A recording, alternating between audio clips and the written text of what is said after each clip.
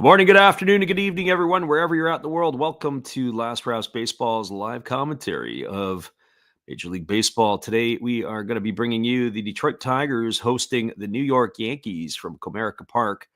The Tigers are looking to complete a three-game sweep as they took the first game of the series 6-2 behind the pitching of Casey Mize. And yesterday, behind the reigning Cy Young Award winner Tariq Skubal, they knocked off the Yankees 5-0. Today is the final game of the series. It is getaway day as the Yankees will be heading out of town and the Tigers are looking to complete the sweep. We're going to give you the starting lineups, first of all, from the visitors from New York. Leading off and doing the designated hitting today is number 22, Ben Rice. Batting second and in right field, wearing number 99, is Aaron Judge. Hitting third and playing in center field is number 35, Cody Bellinger. In the cleanup spot and playing first base is number 48, Paul Goldschmidt. Batting fifth at second base is number 13, Jazz Chisholm. Hitting sixth and playing shortstop is number 11, Anthony Volpe. Batting seventh in left field is number 24, Jason Dominguez. Hitting eighth and doing the catching is number 25, J.C. Esquera. And batting ninth, the third baseman, number 95, Oswaldo Cabrera. And they're going to be facing Jack Flaherty, who takes to the mound with a 1-0 record. Flaherty has struck out 12 so far this season. He's pitched to a 2.38 earned run average. Well, now your starting lineup for the home team, the Detroit Tigers. Leading off and doing the designated hitting is number 44, Justin Henry Malloy. Batting second at third base is number 77, Andy Ibanez. Hitting third in left field is number 31, Riley Green. In the cleanup spot and playing first base is number 20, Spencer Torkelson. Batting fifth and doing the catching is number 13, Dylan Dingler. Batting in the sixth spot and playing second base is number 33, Colt Keith. Batting seventh at shortstop is number 28, Javi Baez. Batting in the eighth spot and in center field is number 32, Ryan Kreidler. And batting ninth in right field, wearing number 39, is Zach McKinstry. And they're going to be facing Max Fried, who also takes to the hill with a 1-0 record and a 2.61 ERA. Well, those are your starting lineups. We'll be back with all the action in just a couple moments as the teams are just about ready to take the field. Hang tight, everybody. We'll be right back after this.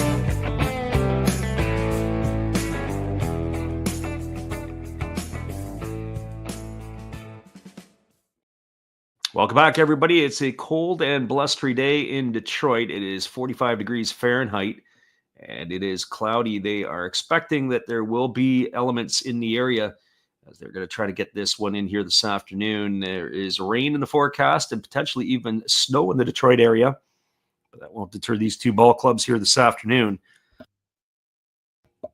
It is Jack Flaherty who has taken to the hill. He's just going to start his warm-up tosses.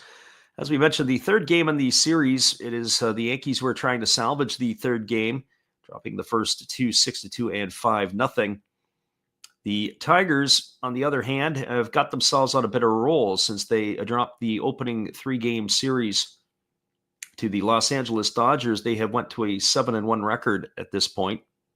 Yankees are just treading at just above the hot 500 mark at 6-5. The umpires for today's ball game behind home plate is going to be Nate Tomlinson. At first base, it's Mark Wegner. Second base, it's John Bacon. And third base, it's Shane Livensparger, as that will complete the crew for today, as it will be the top of the order in Ben Rice ready to come to bat. They had shifted some of the start times around in this series. Originally, there were some later starts to accommodate both of these clubs because of the weather.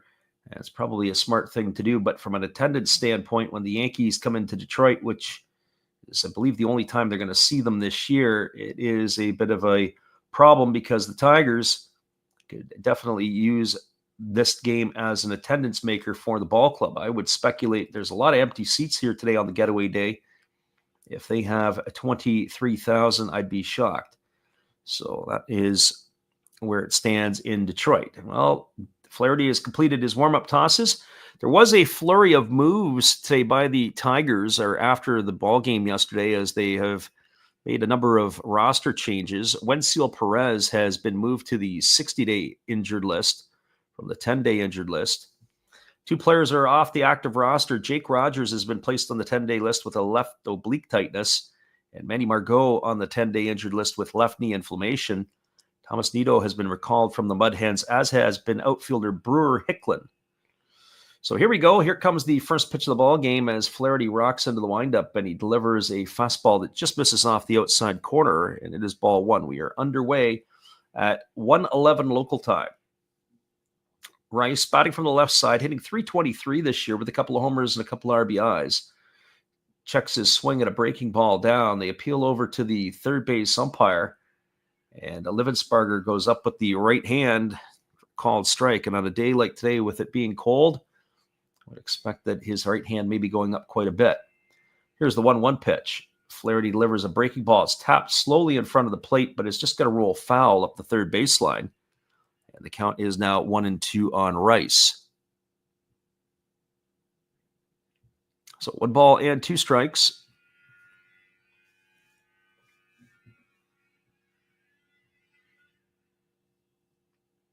Waiting on deck will be Judge, and he'll be followed by Cody Bellinger here in the first inning,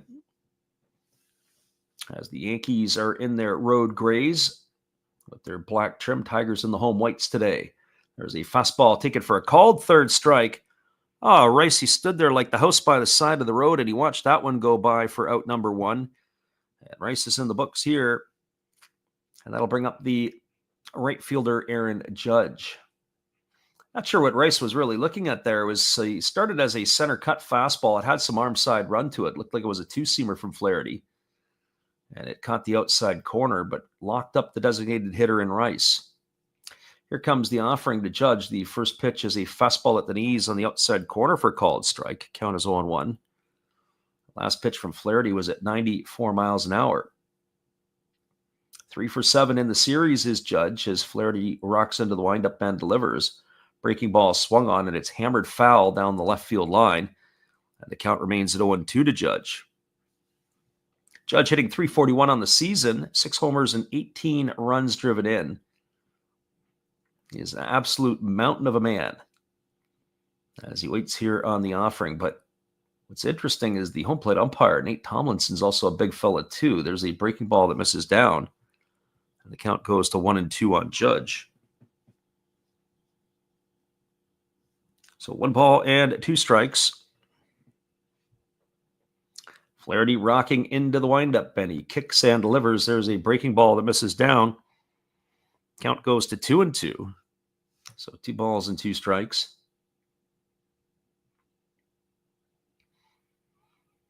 As we mentioned, a blustery day at Comerica Park with the Tigers hosting the Yankees.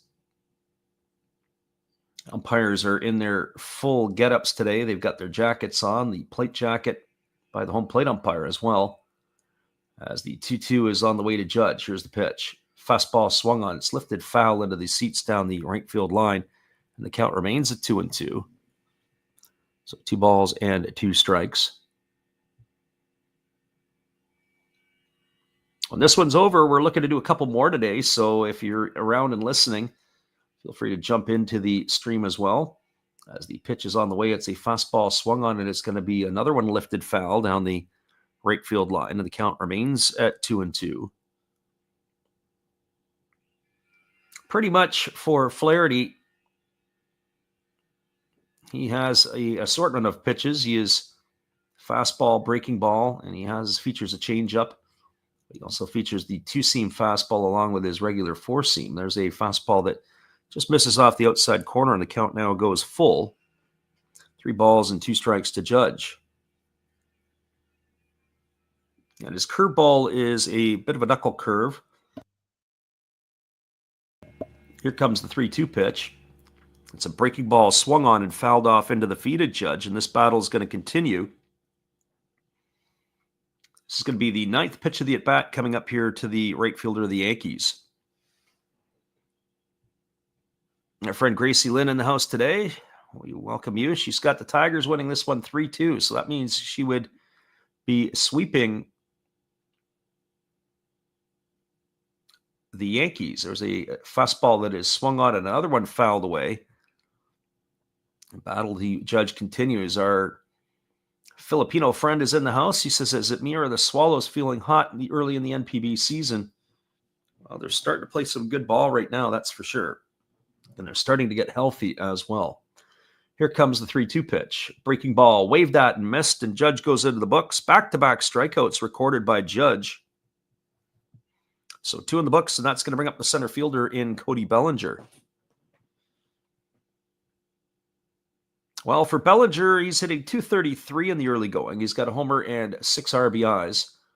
He's patrolling center field today for the Bronx Bombers. That was quite the at-bat there for the right fielder Judge.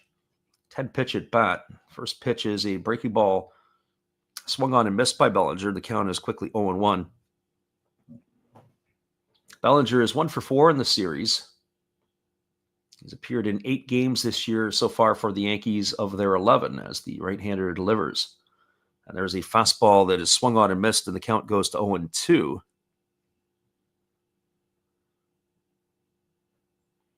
Our friend Gracie Lynn says she's following the Cardinals and Pirates. The Pirates have a Taiwanese shortstop who made his debut today. There's a fastball that misses down, and the count is 1-2. A friend of the channel who was at the game last night, and we were chatting a little bit, as that game was between the Cardinals and Paul Skeens was on the mound last night for the Pirates. And there's a breaking ball that is swung on and missed. Bellinger's in the books. Flaherty strikes out the side, and the Yankees go in order 1-2-3 here in the first. No runs, no hits, no errors, nobody left the board. We're through a half inning. Your score is the Yankees nothing, and the Tigers coming to bat. Stick around, everybody. We'll be back in just a few. Appreciate you guys for jumping in with us today on the Last Raps Baseball YouTube channel.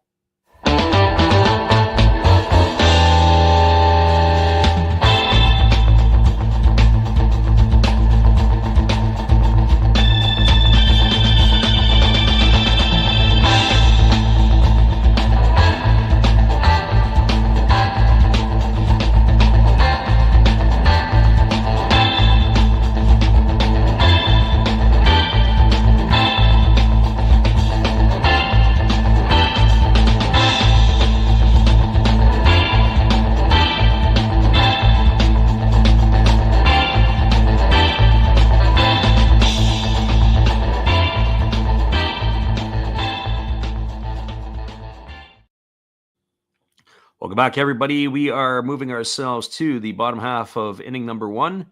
We have with us today, as always, our friend Steve Rademacher to give us some entertainment. We'll be right back after this. Thank you for that introduction, Freddie. Hey, guys, Steve coming back at you today, and every day is opening day on my channel. I open everything from hot sauce to beer to deviled eggs to cans of soup to ravioli to sport card packs that you wouldn't believe. I open blasters of stuff. I open regular boxes of stuff. Speaking of hot sauce, I open hot sauce, which is often gifted to me from the community. I have it all. I open up Star Wars by the tons, including the Family Guy Star Wars. I have a bunch of wrestling that I do open. And I do non-sport cards like crazy. As you can see, we have it all. I even open Marvel. Tons and tons of Marvel cards. But you never know, on my channel, you just may have a little trouble with tribbles, too. Remember, opening day, every day. Thank you, Freddie. See you in Funny Pages, guys. Welcome back, everybody. We're a little late getting back into the saddle there, as it was Justin Henry Malloy grounding out on the first pitch to the third baseman Cabrera. So one of the books here for the Yankees, or it is the fastball delivered to Andy Ibanez, taken for a called strike, and the count is 0-1. It's Malloy, Ibanez, and Green here to face the lefty Max Fried, who kicks and delivers. There's a breaking ball swung on and fouled away. The count goes to 0-2. Ibanez, a left-handed pitching or a right-handed hitting specialist against left-handed pitching. only batting a .158 on the year with a homer and 5 RBIs. As the lefty Fried ready to go again, he kicks and delivers. It's a fastball that misses up. Count is 1-2. That is how Ibanez keeps his job in the big leagues. Fred Gracie Lynn asked the question. She says, he's still doing an MLB triple header today. And the answer to that is yes. We'll be doing at least a doubleheader, and we'll see how this game and the pace of this game goes. If it ends quickly, then we'll squeeze a middle game in, as a fastball is swung on and fouled away, and the count remains at 1-2 to Ibanez. So that's why we haven't really posted stuff up. If this game ends up going long or extra innings, it'll cut into the next one. Then we would skip the middle frame and do one later, leaning towards, I think, the Brewers later tonight. There's a fastball that misses down and in, but I have to go back and take a peek at the schedule. I haven't really mapped it out. The late game, I think there was only 1 or 2 late games tonight to choose from. It might be, I think, was it the Rockies as possibility as well. There's a fastball that swung on, and it is fouled away right at home plate, and the count remains at 2-2 to Ibanez. We'll just have to see how everything shapes up. Last night, in the middle of the night, we dropped another Japan Baseball Report podcast. You can watch it on YouTube, or you can pick it up wherever you get your podcasts. Here comes the offering from the lefty Fried. And there is a breaking ball, waved at and missed. And Ibanez is in the books. He's gone for the second out of the inning. So 2 up and 2 down. That'll bring up the left fielder and Riley Green. Well, Green started the season off hot, and he's cooled off lately. He's hitting .289. He's got 3 homers and 5 runs driven in, as he strides to the plate here to face the lefty Fried. It's a fastball that misses down and away, and the count is 1-0. The key of Green's success this year will to stay healthy. He's 0 for 8 in the series. He is already showing that he's choking up a little bit on the bat. And here's the pitch. It is a fastball on the outside corner, and the count is 1-1. First time, it looks kind of interesting or funny seeing Max Fried in a Yankee uniform, as he had spent his entire career to this point with the Braves. Here's the offering. It's a breaking ball that misses down, and the count goes to 2-1. But the Yankees, when healthy, if Garrett Cole was in the rotation with Rodon and Fried, that's a very formidable top 3 of the rotation. As the 2-1 pitch ready to come here from the lefty. And he kicks and delivers. There's a fastball swung on and lifted foul down the left field line. Count is 2-2. I was in Seattle last year, and I saw Max Fried pitch against, it was George Kirby. And I believe both of the pitchers had no hitters going into the 6th inning. It was absolutely a treat to watch. A good pitcher's duel. And of course, once the starters came out, everything went a bit sideways. There's a fastball that swung on and lifted foul down the third base line, and the count remains at 2-2. The Tigers have had production from pretty much everybody in their offense this year, including that of Javi Baez. Everybody has been contributing at some point. As the lefty rocks into the delivery, and it's a breaking ball that misses down and away, and the count now goes to 3-2 on Green. So 3 balls and 2 strikes. Green waggling the bat here, waiting on the offering from the lefty Fried. As he rocks himself into the windup and delivers. There's a fastball that swung on and fouled away. Count remains at 3-2. It's going to be one thing the Tigers are going to have to do. They're going to have to ratchet the pitch count up on Max Fried if they want to have success today. They've got to try to knock him out of the game early, much like how the Yankees were able to force Jack Flaherty to throw a few more pitches than he had to. And there's a fastball swung on. It's grounded up the middle. That ball had eyes as it gets through between the 2 middle infielders. It's a single for Green, and he is aboard with a base hit, and that is going to bring up the first baseman in Spencer Torkelson. Just saying, extending the innings, prolonging at bats is going to be the key, but that would also be the key for the Yankees if they can do the same to Jack Flaherty. And Fried is all around the zone so far today. He's thrown 16 pitches and 11 have been for strikes. There's a first pitch fastball swung on, and it's fouled into the feet of Torkelson, and the count is 0-1. Torkelson off to a good start, and he really needed to get off to a good start. He's hitting .310 on the year, 3 homers and 7 runs batted in. Torkelson, much maligned in the last couple of years because of his poor average and his one-dimensional type approach at the plate. But he has made some adjustments, that it would appear, in the offseason, as there's a breaking ball taken for a called strike. 0-2 here to Torkelson. One of the things that they've talked about with the Tigers, they said at every level through the minor leagues, he was always slow to adjust, or slower to adjust than normal. And once he got onto it, he was all right. But he also slow to adjust at the big league level. The mark usually is about 1,500 at bats, and you kind of are what you are. As there's a breaking ball that misses outside, and the count goes to 1-2. But he has been significantly better this year, has been Torkelson at the plate. So 1 ball and 2 strikes. As the lefty works himself to the belt, Fried gets the sign and now delivers. Fastball swung on and is grounded up the middle, taken by the second baseman, Chisholm, and he's going to win the race to the bag as he just barely beats out the sliding Riley Green. That's going to be a fielder's choice. Green retired on the fielder's choice at second for the third out. That is going to do it here in the first for the Tigers. No runs in the inning. They did get a hit. There was no errors and 1 runner left aboard.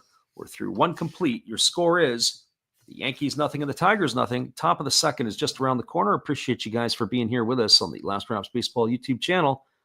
Here's our friend Matt. Good evening, ladies and gentlemen. Namaste. Hey, I hope you guys have been enjoying the game. My name is Hollis. I've got a YouTube channel called Another Hollis Build. I love baseball cards. I open up brand new product for you guys. I open up old stuff. I do breaks. I do auctions. All kinds of stuff concerning baseball. I'm Friars faithful, Padres to the end. I also love Garbage Pail Kids and my animals. I have a ton of animals. It's like a mini petting zoo here around my house. I also love my city. San Diego, baby. I'll take you all around the city and show you what's up. If you guys dig stuff like that, cruise on over and check it out. It's Another Hollis Build. If you dig it, subscribe. I'd really appreciate to have more follow me along on the journey. Hey, either way, you guys have a wonderful day or a beautiful, beautiful evening. No matter which one it is, make sure that you make it great, my friends. Big up Last Raps Baseball. Yeah, Freddie, let's go. One love and peace. Yeah, man.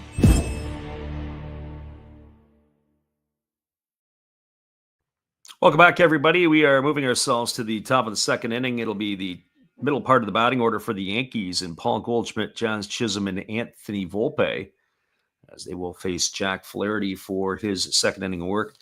Max Fried, 20 pitches in his first inning, and 14 for strikes, and Jack Flaherty, 18 pitches in his first inning, and he had 13 for strikes. So both of the pitchers have come to pitch today as Flaherty struck out the side in the first inning for the Tigers. So Flaherty ready to face Goldschmidt here for the first time today. Goldschmidt batting .381 in the early going with a homer and 3 runs batted in. As he is in the pinstripes, looks a little different seeing him in the Yankee colors as he was with the Diamondbacks and the Cardinals for the majority of his career. As the pitch is a breaking ball missing down and away, and the count is 1-0. But so far, he has not skipped a beat in a Yankee uniform. A much better upgrade than what Anthony Rizzo was providing the last couple of years. There's a breaking ball taken for a called strike, and the count goes even to 1-1. Goldschmidt a few years ago was asked in spring training what was the biggest thing that he would work on. And he used to say the number one thing he would work on would be his base running, as there's a ball grounded foul over on the third base side, and the count goes to 1-2. He had in his career stole 30 bases when he was with the Diamondbacks, and you'd have to go back and to look over time when the last first baseman was to steal 30 bases. There's a fastball swung on and a good piece of hitting as he goes the other way, and he lashes a single into right field. That's a base hit for Goldschmidt. And that is going to bring up the second baseman, Jazz Chisholm. Well, for Chisholm, he's hitting .196 on the season. He's got 4 homers and 9 runs batted in. It was interesting. Chisholm was asked, he usually plays with his pocket pulled out of his pants. I don't know if I see that today or not, but he was asked at one time why he would do that. Breaking ball misses down, and the count is 1-0. And his response was that he doesn't dip. He doesn't chew tobacco. And with the pocket pulled out of his pocket, that indicated, or pocket pulled out of the spot where his pocket would be, that would indicate that he doesn't carry a tin with him at all either. There's a breaking ball that misses outside. The count's now 2-0. So 2 balls and no strikes. Right-hander Flaherty works himself into the set. He kicks and delivers. There's a fastball that misses up and away, and it's now 3-0 to Chisholm. So Flaherty getting himself into a little bit of early trouble here after the knock by Goldschmidt, and he's fallen behind 3-0 to Jazz Chisholm.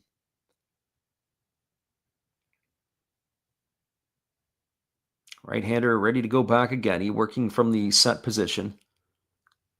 And now he kicks and delivers. There's a fastball that catches the outside corner for a called strike, and the count is 3-1. So 3 balls and 1 strike to Chisholm. Again, Flaherty ready to rock and roll as he gets himself into the set. Now he kicks and fires. It's a breaking ball that misses down and away. It's going to be ball 4. And Chisholm's going to get himself a walk. That's going to put runners at first and second with nobody out. And that's going to bring up the shortstop and Anthony Volpe. Well, for Volpe, he's off to a decent start. He's hitting .250, but he's got 4 homers and 12 RBIs.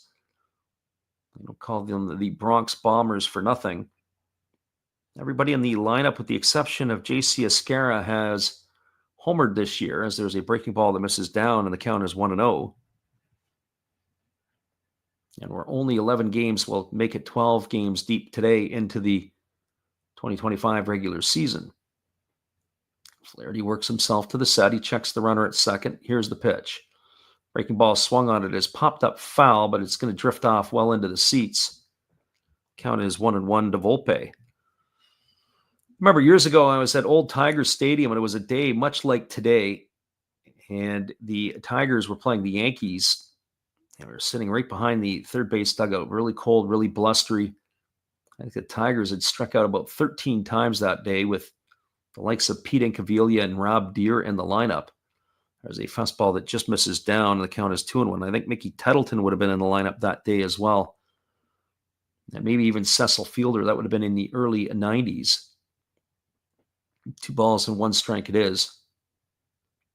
And the attendance was very, very similar too. There was way more empty seats than there were people in them, as there's a fastball taken for a called strike, and the count runs even now to Volpe at 2-2.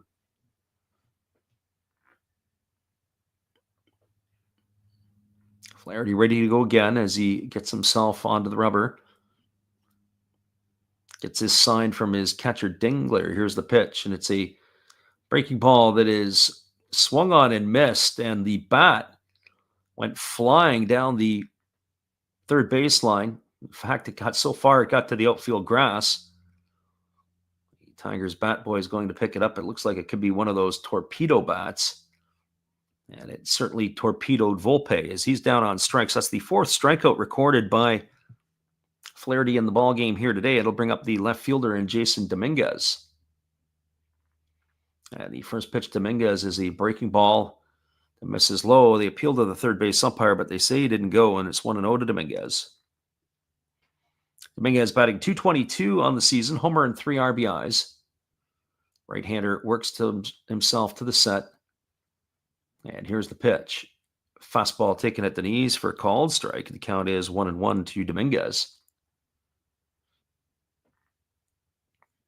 Dominguez, a lot of hype around this player. He was signed for quite a bit of money. He is very, very strong in the lower half. As there's a breaking ball waved at and missed. It's now 1-2. They nicknamed him the Martian because he's a bit of a player who looks like he's from out of this world. And lots are expected of him, but he hasn't really come to that full fruition yet.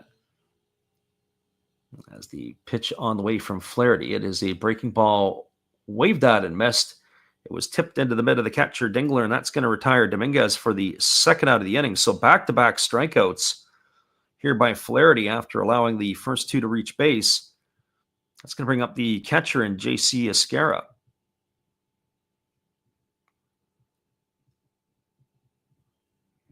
Well, for Esquera, he's hitting 167 in the early going as the right-hander kicks and delivers. There's a breaking ball that drops in softly for a called strike. The count is 0-1. Austin Wells not in the lineup today. Esquera was the Uber driver or substitute teacher or food delivery driver, whatever it might be, before he has got some of his opportunities here with the Yankees organization. There's a breaking ball that misses down. Count goes even at 1-1. It's always a nice story or a cool story when you hear stuff like that. Uber driver turned catcher for the Yankees. There's a fastball that misses up and away, and the count goes to 2-1. So 2 balls and 1 strike. Last season in the minors, he hit .261 with 12 homers. 64 runs batted in. This year, only 1 for 6 so far in limited play. There's a fastball that misses down, and the count goes to 3-1. So 3 balls and 1 strike. With the movement of Trevino from the Yankees to the Cincinnati Reds in the offseason, it cleared up a roster spot as they were able to fill a need in the bullpen. And in return, open up a roster spot for Esquera, and there's a fastball that misses outside. It's going to be ball 4. He's going to draw a walk. That's going to load the bases. Advancing to third is Goldschmidt. Over to second is Chisholm. And with 2 outs, it's going to bring up the 9-hole hitter in Oswaldo Cabrera. And for Cabrera, he's hitting .261 on the year. No homers and 4 RBIs. Had a tough night at the office in the first game of the series, fielding his position, which is not normally a problem. It's one of the highlights for Cabrera as he takes a breaking ball over for a called strike, and the count is 0-1. Interesting that Flaherty has been pitching a bit behind here to some of the Yankee hitters. Here comes the 0-1 pitch. Another breaking ball delivered. This one's hammered foul down the right field line, and the count now 0-2. So way ahead on Cabrera is Jack Flaherty. So no balls and 2 strikes. Waggling the bat, Cabrera waiting on the offering here from the right-hander Flaherty. Hold set. Here comes the pitch. Breaking ball swung on, and another one fouled away, and the count remains at 0-2. And just as we were talking in the other part of the inning with Max Fried on the mound, Flaherty now all of a sudden up to 44 pitches here in the second inning. A really good approach by Yankee hitters. They've been battling him, taking him deeper into counts. And coupled with a couple of walks, can ratchet your number up pretty quickly. So here comes the 0-2 as Flaherty works again to the set position.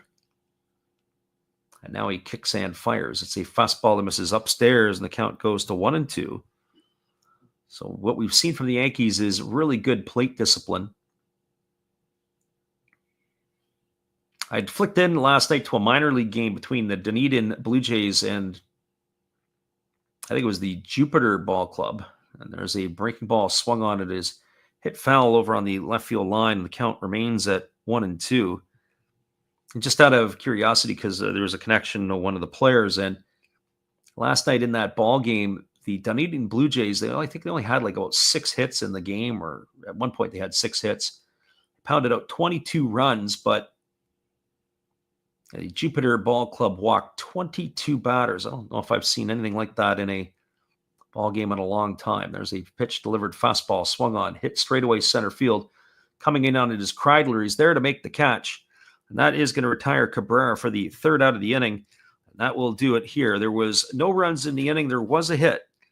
There was no errors, and the Yankees leave the bases loaded. We're moving to the bottom of the 2nd inning. Your score is the Yankees 0 and the Tigers 0. Stay with us, everybody. We'll be back in just a little bit with all the action. Appreciate you guys for hanging in here with us today on the Last Raps Baseball YouTube channel. We'll be right back after this. Hello, this is Eric Fox, formerly of the Oakland A's and Texas Rangers baseball teams. If you want to learn about Japanese baseball, see Coach Fred of Last Raps Baseball. If you want baseball instruction, see Coach Fred. If you want to learn about golf, do not go to Coach Fred. Fred, what kind of club is this? At Last Raps Baseball, we know baseball.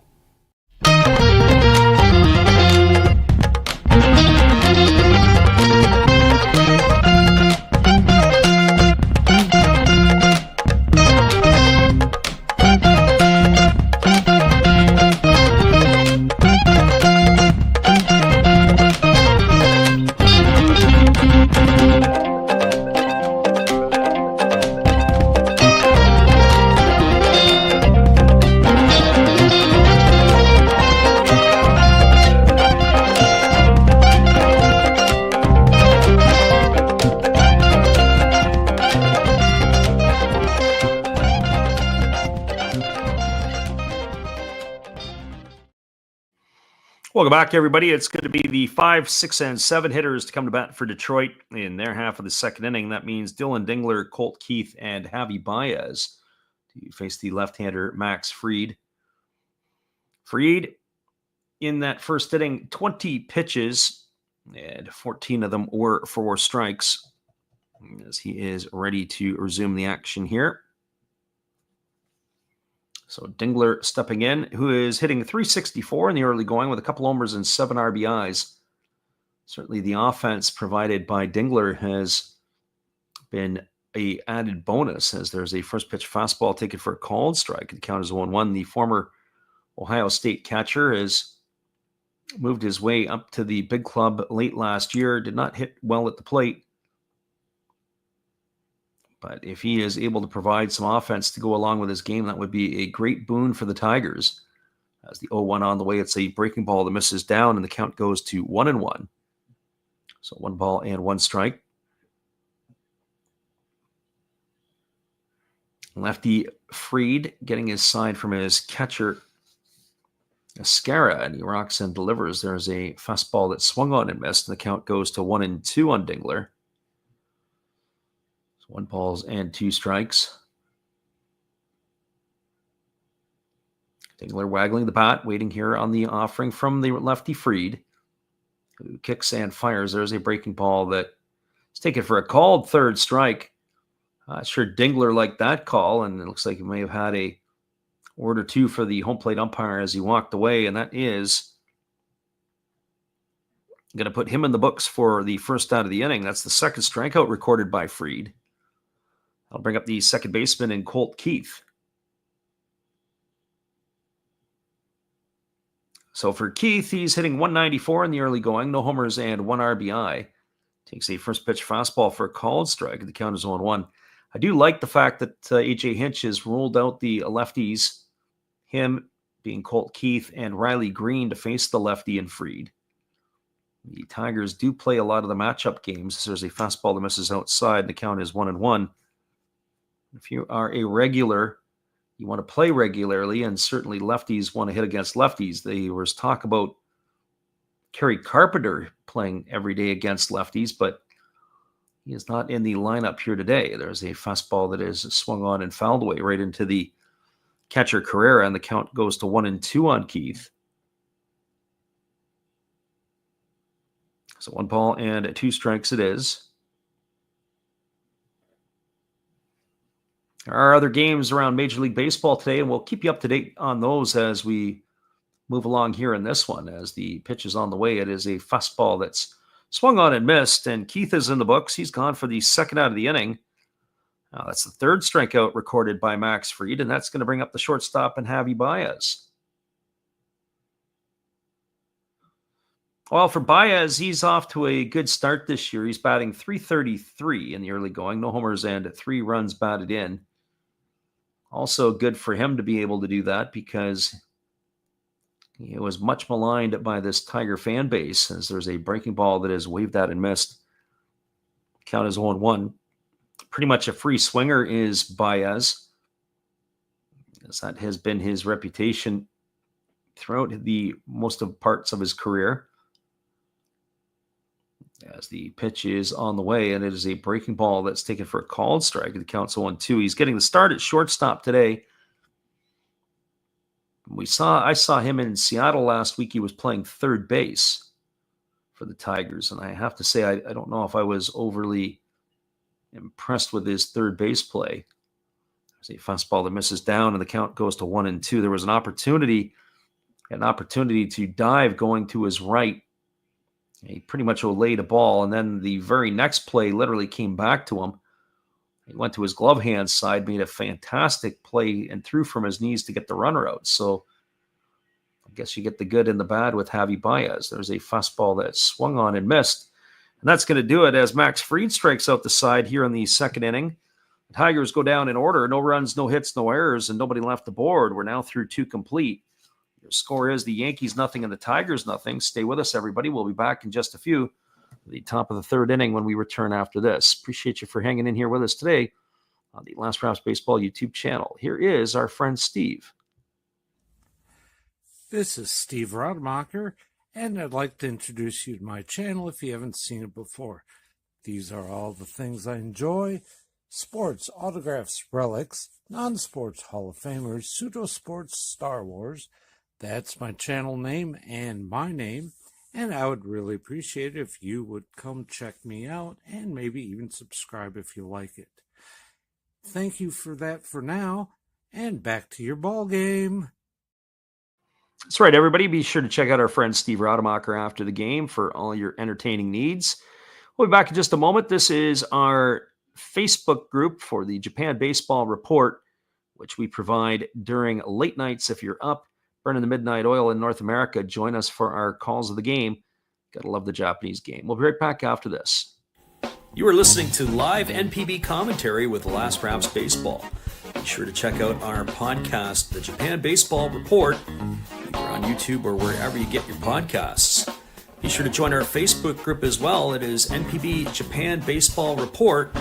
Stay up to date with all the other followers who are a fan of the Japanese game.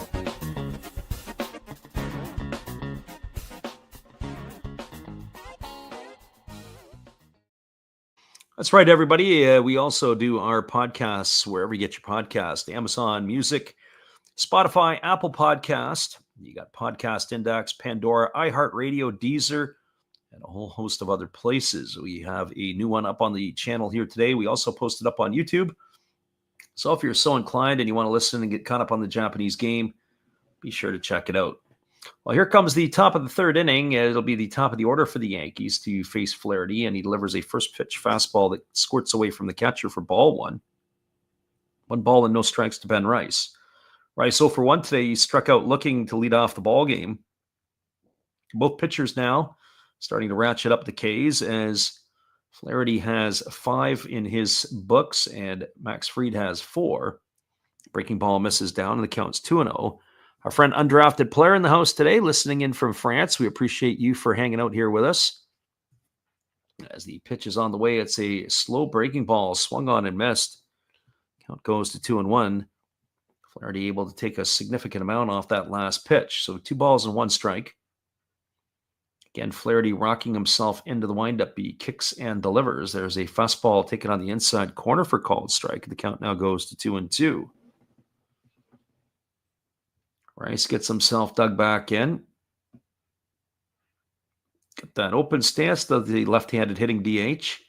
There's a breaking ball that is waved at and missed, and another strikeout in the books. Number 6 here recorded by Flaherty today, as Rice goes down for the second time today on strikes. And that is going to bring up the right fielder in Aaron Judge.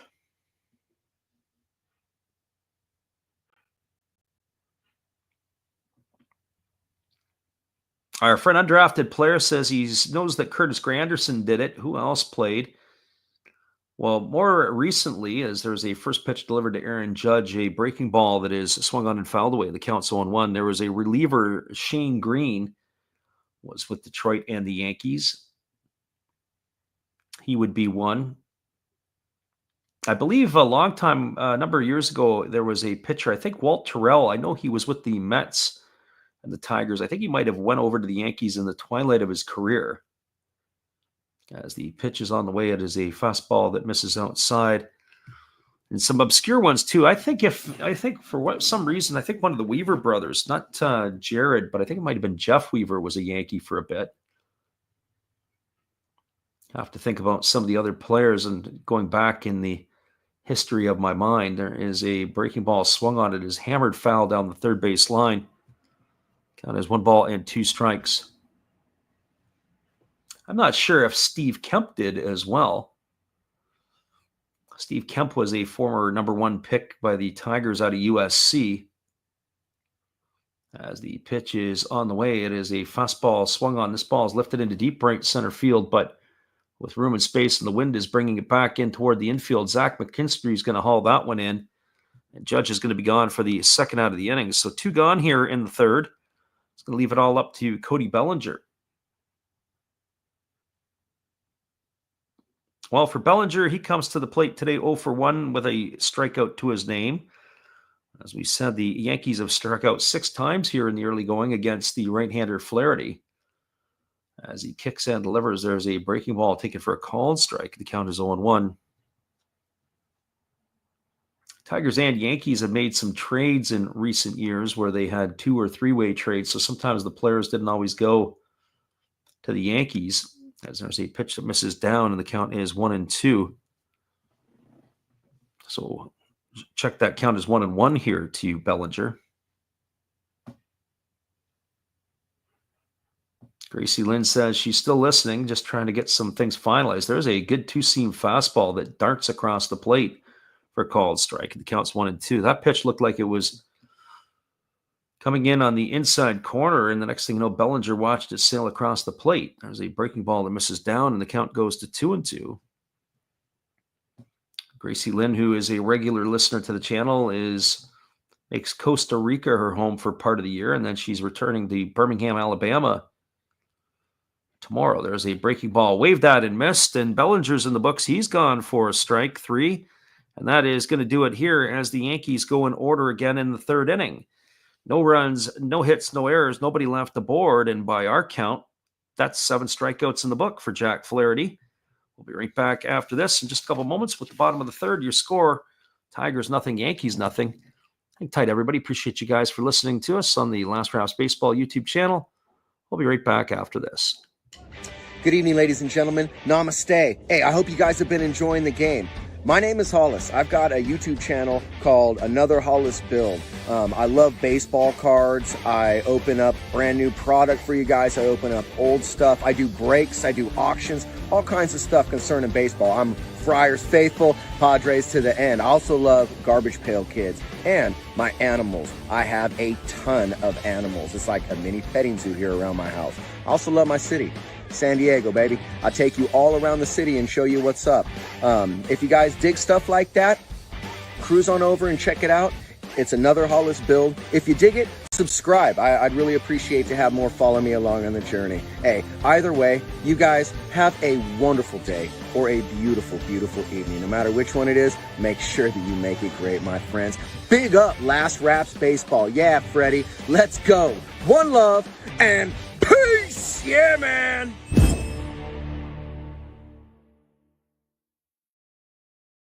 Welcome back, everybody. We are moving to the bottom half of inning number 3. It'll be Ryan Kreidler, Zach McKinstry, and Justin Henry Malloy to come to bat for the Tigers here in their half of the third inning. Flaherty, it'll be the question of how many pitches the Tigers are going to let him loose for. 61 pitches through the 3 innings of work for the right-hander. He does have 7 strikeouts to his name, but one would have to think that he will probably be not far long before he is removed in this game here. Also, too, Max Fried, 32 pitches through his 2 innings of work. And we mentioned that the key to success in this one for both of these ball clubs would be to work the pitchers to try to get them out of the ball game as quickly as they can. Yankees are certainly doing that to Flaherty with some deep quality at bats. So Kreidler coming to the plate. He's hitting 136 in the early going. He gets the nod in center field as the former UCLA Bruin batting from the right side here against Max Fried. And there's a slow breaking ball that misses way upstairs, and the count is 1-0. Kreidler, most of his career played in the middle infield, And his move to center field may be an opportunity to extend his stay in professional baseball, as there's a breaking ball that misses outside. The count is now 2-0. Kreidler has had his struggles at the plate once he's been promoted to the big league level. So he's getting another opportunity with the injuries here to the Tigers. There's a fastball swung on it. It's rolled over to short. Volpe fields it. He throws to first. And Kreidler is going to be retired on a ground out, 6-3. So one Tiger up and one Tiger down, and that's going to bring up the right fielder in Zach McKinstry.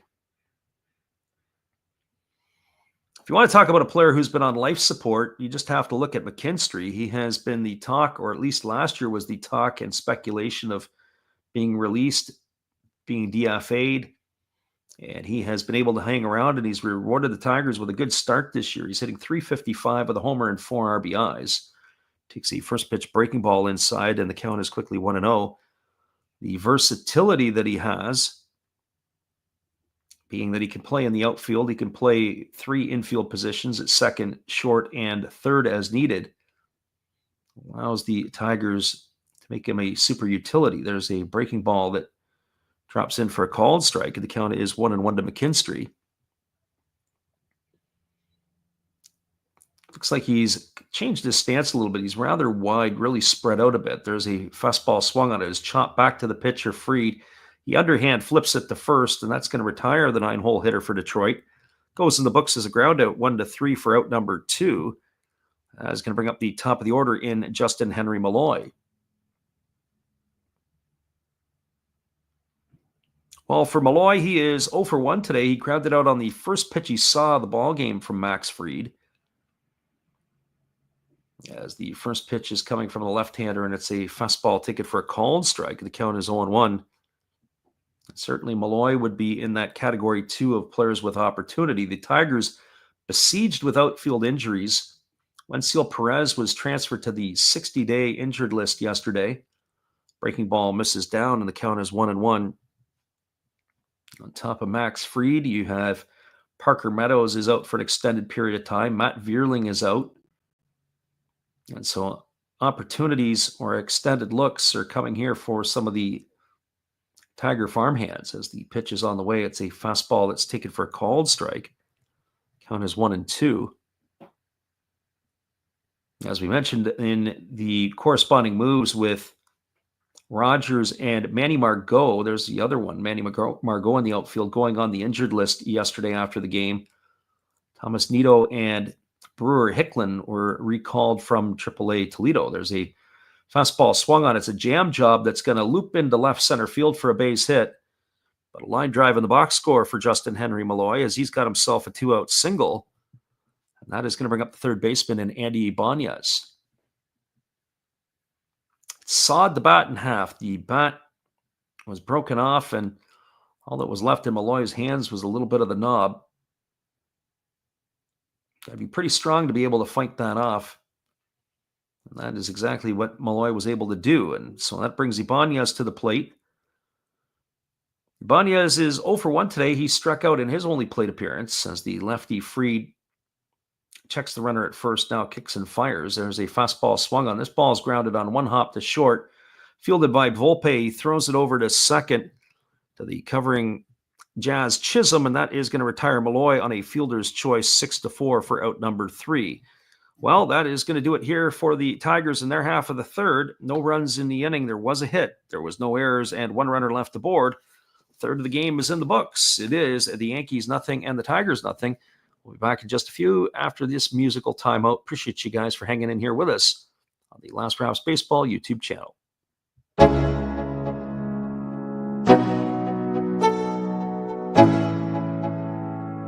Let's go. Yo, I'm like an addict, do I gotta have it. I ain't even playing, got a really bad habit. If it moves, gotta grab it, fuse like a magnet. Lose, won't have it till I'm doomed in a casket. I ain't playing, got a weird mind. If you work 8 hours, I'ma work 9. If the shit tastes sour, you should taste mine. I'ma stay in power for a long time. Get up, nah, I ain't a quitter. Toss me the ball, I'm a really big hitter. Big picture, I'm a straight killer. Rising the song to the highest bidder. Got juice, got gas, I'ma move fast. New shoes, new tracks, like who's that? I'm new, come back, better than last. Yeah, it's a new me, never.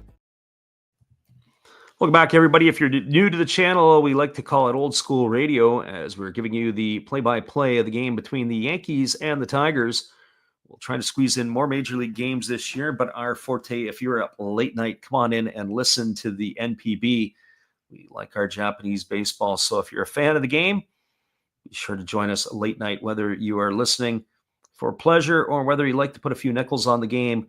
We like to talk about everything there as well. It'll be the heart of the batting order to come up for the Yankees here in the fourth inning. That'll be Paul Goldschmidt, Jazz Chisholm, and Anthony Volpe to face Jack Flaherty here in the fourth inning. As we said, that it is 61 pitches so far for Flaherty in his 3 innings of work. A little bit more efficient there for his counterpart, Max Fried, who has only thrown 43. So Goldschmidt, who strides to the plate, 1 for 1 today. He was left stranded at third as the Yankees left the bases loaded in the second inning.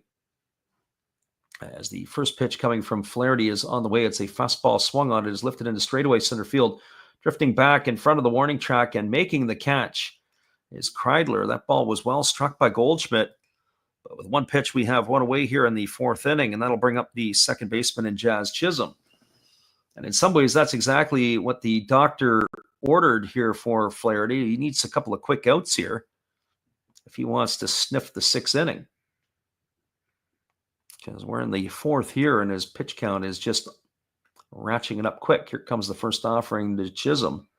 He swings at the first pitch, and he hammers a line drive right to the first baseman, Spencer Torkelson, and that's going to put 2 quick Yankees in the books here. So 2 up and 2 away, and that'll bring up the shortstop and Anthony Volpe. Well, for Volpe, he is 0 for 1. He struck out his first time up as he comes to see Flaherty for the second time this afternoon. And the first pitch on the way is a fastball that misses inside, and the count is 1-0. Usually, if it's a 3-pitch inning, the pitching coach owes the hitter or the pitcher a steak dinner. That's what it used to be in the old school days. As the 1-0 is on the way, there's a breaking ball taken for a called strike, and the count is 1-1. And certainly, if you're the third hitter to come up to bat in the inning, you want to plant your bat on the shoulders. As the pitch on the way is a breaking ball swung on. It's grounded on one hop to third. Fielding it neatly is Ibani as he fires to first, and the Yankees go quickly and quietly in order here in inning number 4. On a ground out 5-3, that is going to do it. There was no runs in the inning, no hits, no errors, and nobody left aboard. We're moving to the bottom of the fourth. Your score is the Yankees nothing, the Tigers nothing. Stick around, everybody. We'll be back in just a bit with all the action when we return after this. Once again, appreciate you for hanging in here with us today on the Last Raps Baseball YouTube channel.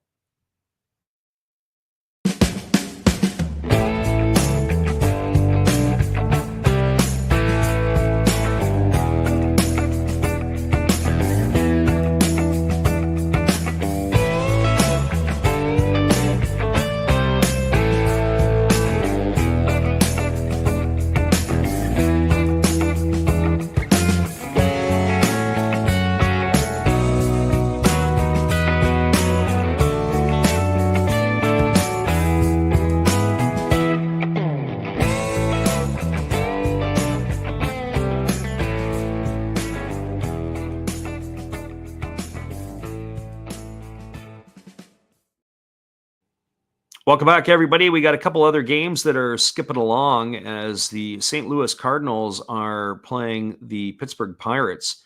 And right now the Pirates are getting no hit in that ball game as they are moving to the bottom of the 7th inning. The starting pitcher today for the Cardinals was Eric Fetty, who had spent his time in the KBO.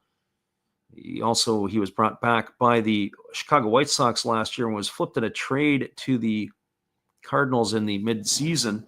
So Fetty has got a no-hitter through 6. That's the big news of the day there. Marlins are tied with the Mets also at 0. So 0's all around baseball. That's in the top of the 4th inning. No runs, 3 hits, no errors for the Marlins. No runs, no hits, no errors for the Mets as they're getting blank through their 4.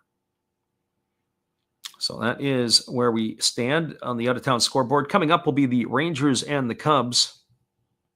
That game is just about ready to get underway. As Max Fried sets to deliver, there is a fastball swung on. It is lifted into deep left field. Racing back and then backpedaling and making the catch is Dominguez. Oh, that was not a pretty route to the ball. But Riley Green is going to be retired on the first pitch he sees from Max Fried. So one up and one away. It's going to bring up the first baseman and Spencer Torkelson. Other games that'll get going in about an hour and a half time. It'll be the Padres and Athletics. That game goes off in Sacramento. Orioles and the D-backs. They get going, as well as the Reds and the Giants. As the first pitch fastball is taken at the knees for a called strike, and the count is 0-1. And then at the 4 o'clock hour Eastern time, or 1 p.m. Pacific, it'll be the Dodgers and the Nationals will go at it. As there is a pitch that is just misses, and the count goes even at 1-1 here to Torkelson. And at 4:10 Eastern or 1:10 Pacific, it'll be the Astros and the Mariners. So our friend Gracie Lynn was asking us if we think we're going to be able to squeeze in another game. That would probably be the game we'd look at doing, is Hunter Brown against Luis Castillo. There's a breaking ball that misses down and in. Count goes to 2-1, and it's not the Luis Castillo that we think of. It was with the Reds and the Mariners. It's the other Luis Castillo, who is, I believe, with the Chibolote Marines in the Japan League, as well as others.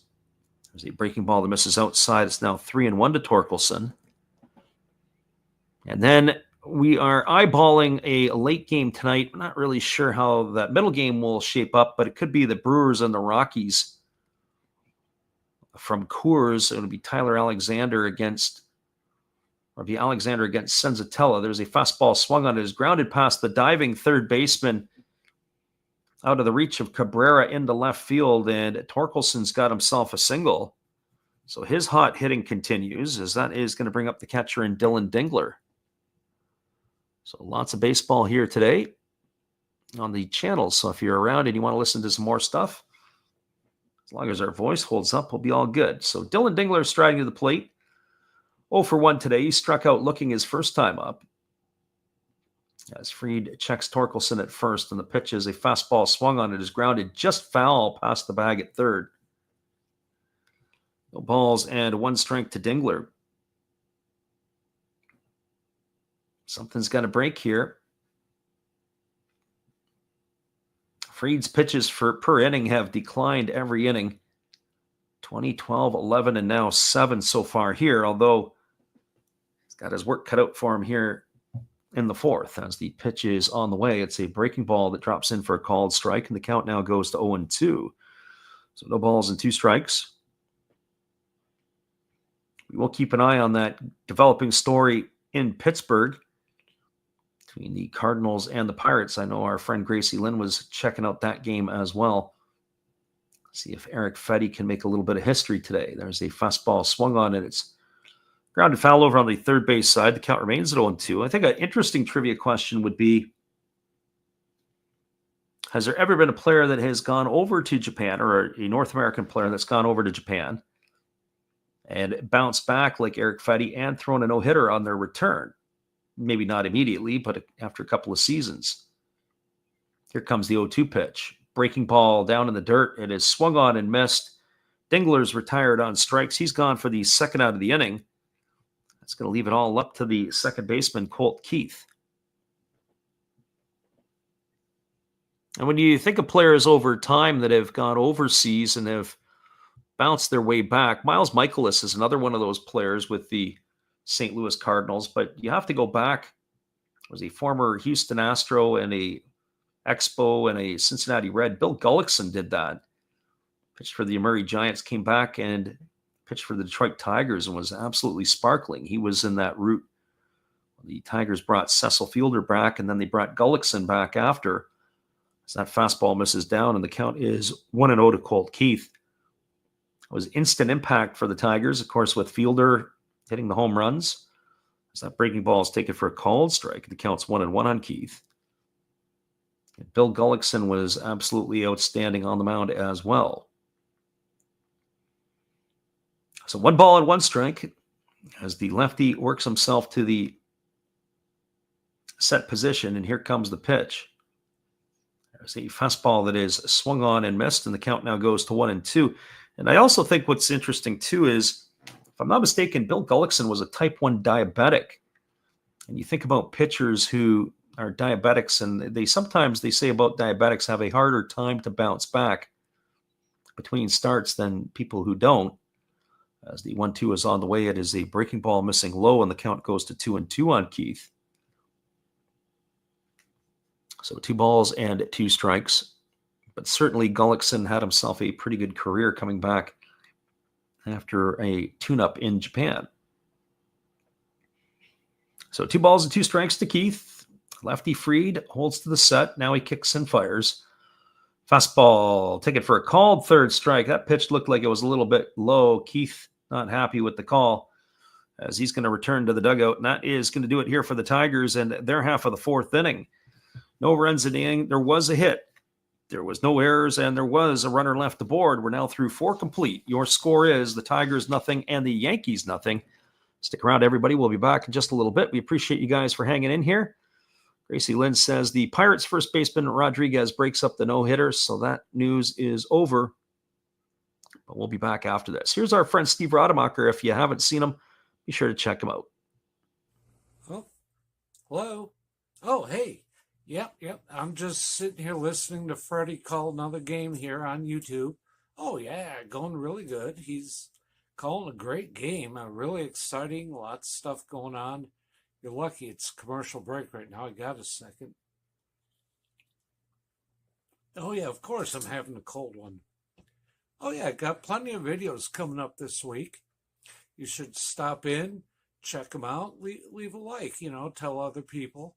But, Freddie's coming back. I got to go catch the game. I will check in with you later. You have a good night, buddy. Bye. That is our friend Steve Rademacher. Be sure to go check him out after the game. He has got all kinds of crazy stuff, including his hot sauce challenge. We'll be back after this. It'll be the bottom third of the order for the Yankees to come up right after this.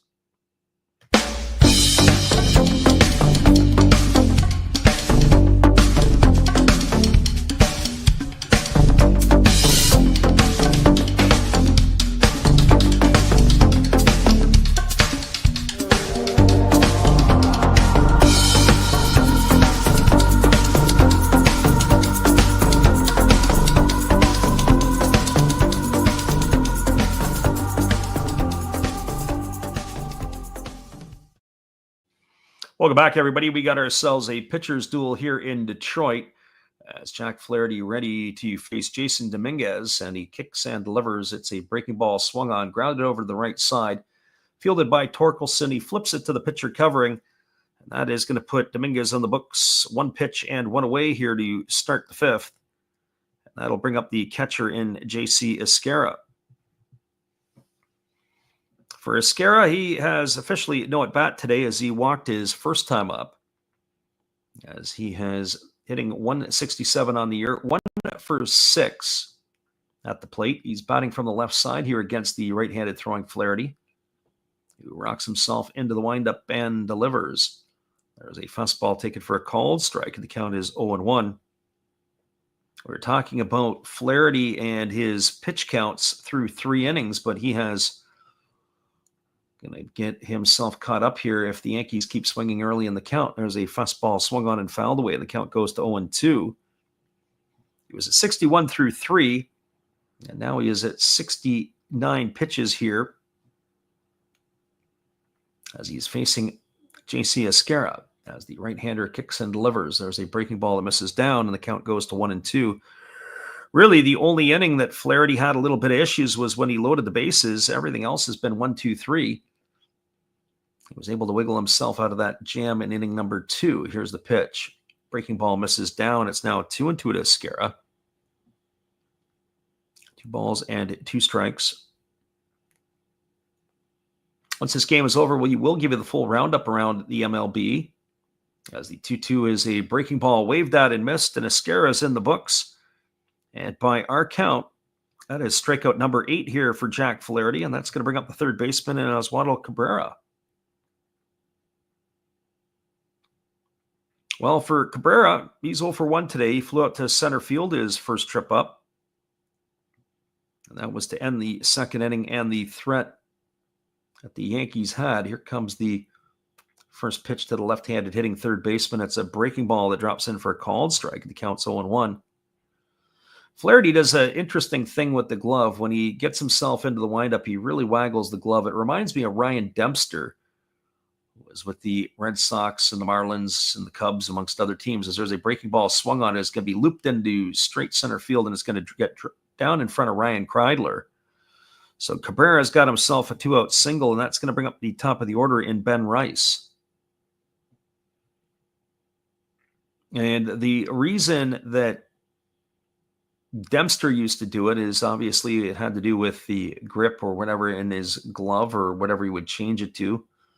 Didn't want people to know what kind of thing he had. It was always sort of the same, but Flaherty certainly doesn't do it in the stretch position. So there's the first pitch fastball that misses down, and the count is 1-0. So 1 ball and no strikes. Sure doesn't look like it's getting any warmer in Detroit. As we said, temperature at game time was 45 Fahrenheit. There's a breaking ball swung on and tapped foul behind home plate, and the count goes even at 1-1. Bring your toques, bring your beanies, bring your mittens, bring your gloves, maybe even a block heater. And so certainly on a day like that, the coffee sales are probably going to be a little bit higher. Here's the 1-1 pitch. Breaking ball misses down. It's now 2-1. And speaking of prices at the games, we were lamenting, said we were in Seattle last week. A slice of pizza, $12.79, or a beer was $17 for one beer. As the pitch is a breaking ball that misses outside, it's now 3-1 to Rice. I was looking at some other things that I understand in Pittsburgh. Last night, a beer there was $15 if you wanted one. Here's the pitch. Fastball swung on. This ball is lifted into left field. Moving over to his right toward the foul line is Riley Green. He's there to make the catch. And that is going to do it as Rice is going to be retired for the third out of the inning. Yankees leave a runner. No runs, no runs, 1 hit, no errors, and 1 runner left the board. Now moving to the bottom of the 5th inning, your score is the Tigers 0 and the Yankees 0. Stay with us, everybody. We'll be back in just a few with all the action. Appreciate you for hanging with us today on the Last Raps Baseball YouTube channel. Hello, this is Eric Fox, formerly of the Oakland A's and Texas Rangers baseball teams. If you want to learn about Japanese baseball, see Coach Fred of Last Raps Baseball. If you want baseball instruction, see Coach Fred. If you want to learn about golf, do not go to Coach Fred. Fred, what kind of club is this? At Last Raps Baseball, we know baseball.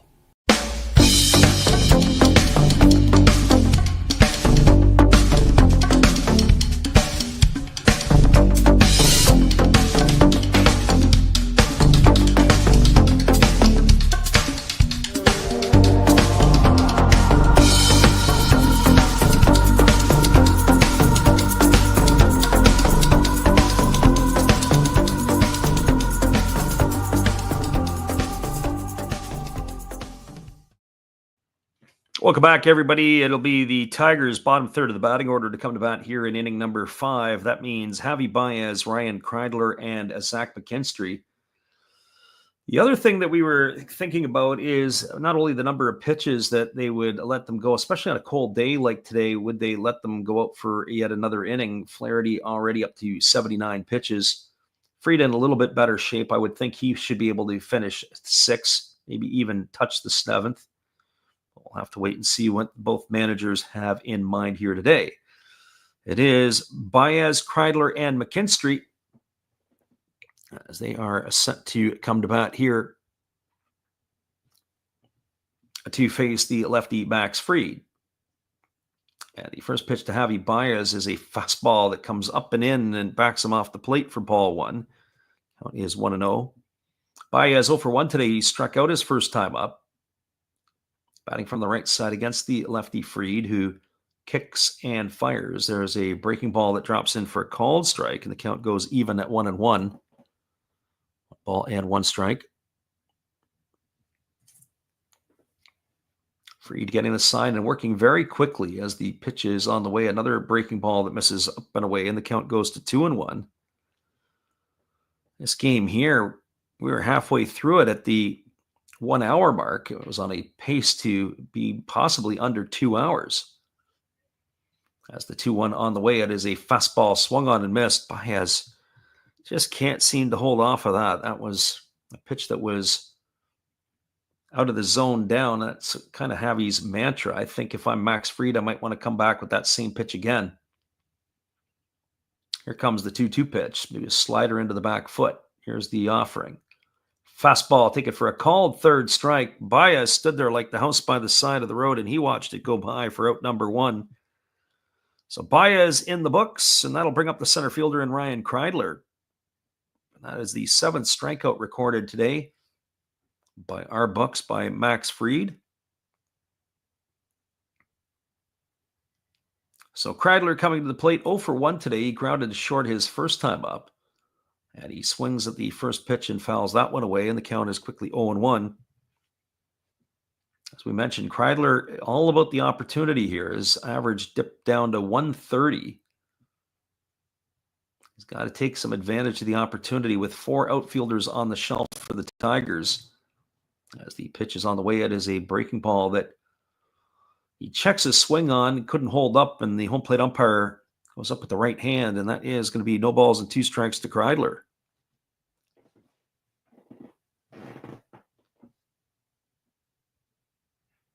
Tigers can look down the bench. They don't have a whole lot of other options. There's a breaking ball that misses way outside.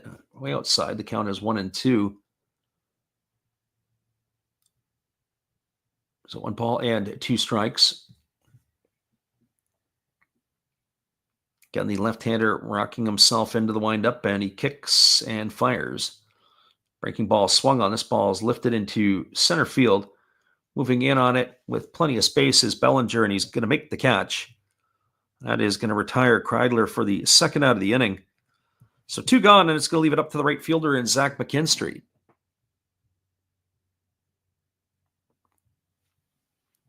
Well, for McKinstry, he's 0 for 1 today. He grounded back to the pitcher his first time up. We mentioned the last time he is enjoying himself a nice season as he takes a breaking ball over for a called strike, and the count is 0-1. McKinstry entered the game today hitting north of 350.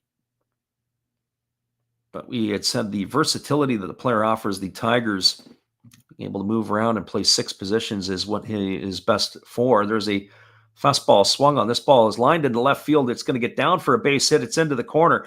Rounding second is McKinstry, and he's going to make it all the way into third as the ball took a weird hop in the corner. Not sure if they're going to rule that as an error, if it got away from Dominguez, or if it was just the way that the ball had taken a strange hop. Good piece of hitting by McKinstry. It's going to be at least a double and possibly even 3. He just kept motoring around the bases, never really stopped. And he goes in with a stand-up. Well, potentially could be a 3-bagger. Ended up getting away from Dominguez, and then he booted the ball around. It is going to be ruled as a triple.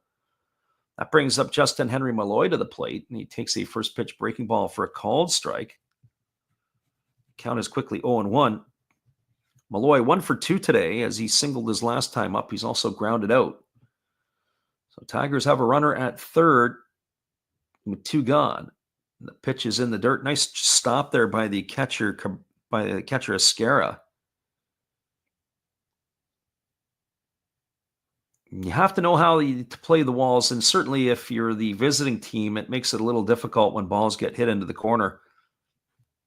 How to read and react. Sometimes players, you don't want to go in and chase it. You want to get to the outfield wall so it can carry them back.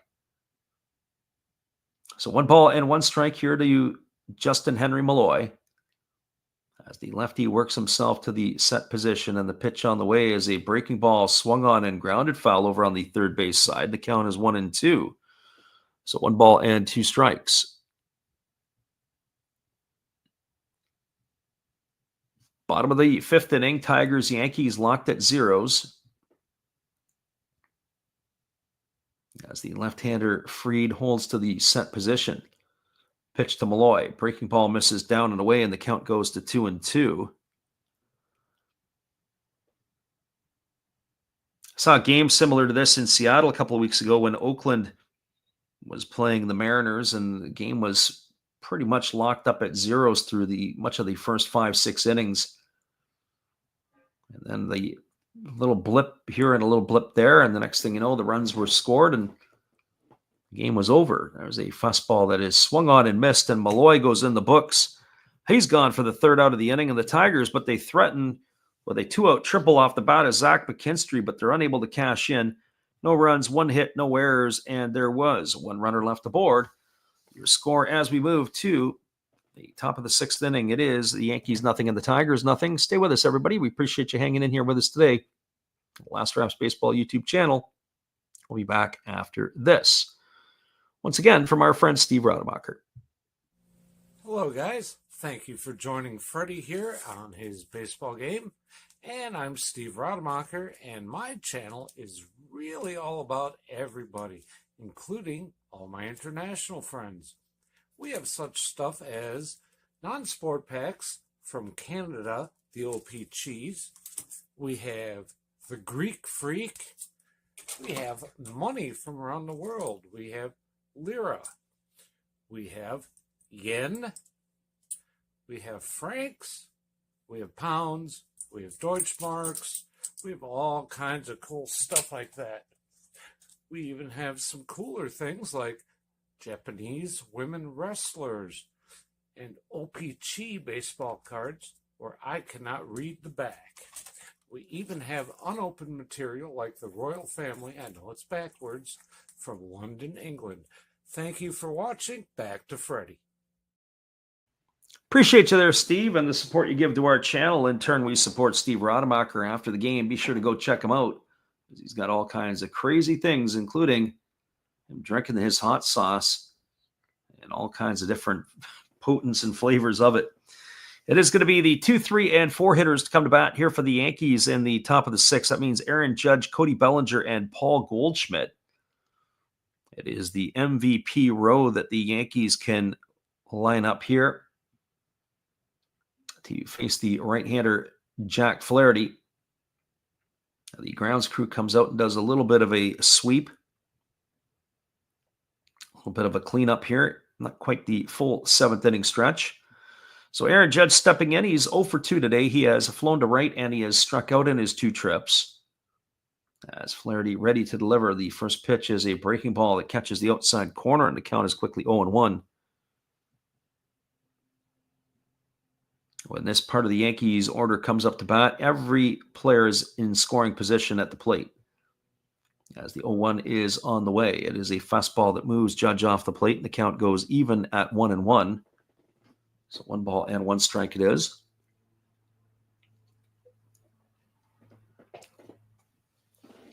Right-hander Flaherty kicks and delivers. Breaking ball is swung on. This ball is belted, and it's going to be hooked foul down the left field line. Count now 1-2. MLB Network did a piece on Judge the other day. It was Mark DeRosa who was talking about him and how Judge has changed some of his approach at the plate. He has got himself a little bit more square, and he has moved his hands out more in front of his body. His hands are away from the body. As he swings at that fastball and fouls it off. The count is 1-2. And also, too, you'll see that he doesn't really have as big a leg kick as he used to have. He still has the leg kick, but it is a little bit more controlled as there's a breaking ball that misses down and away, and the count goes to 2-2.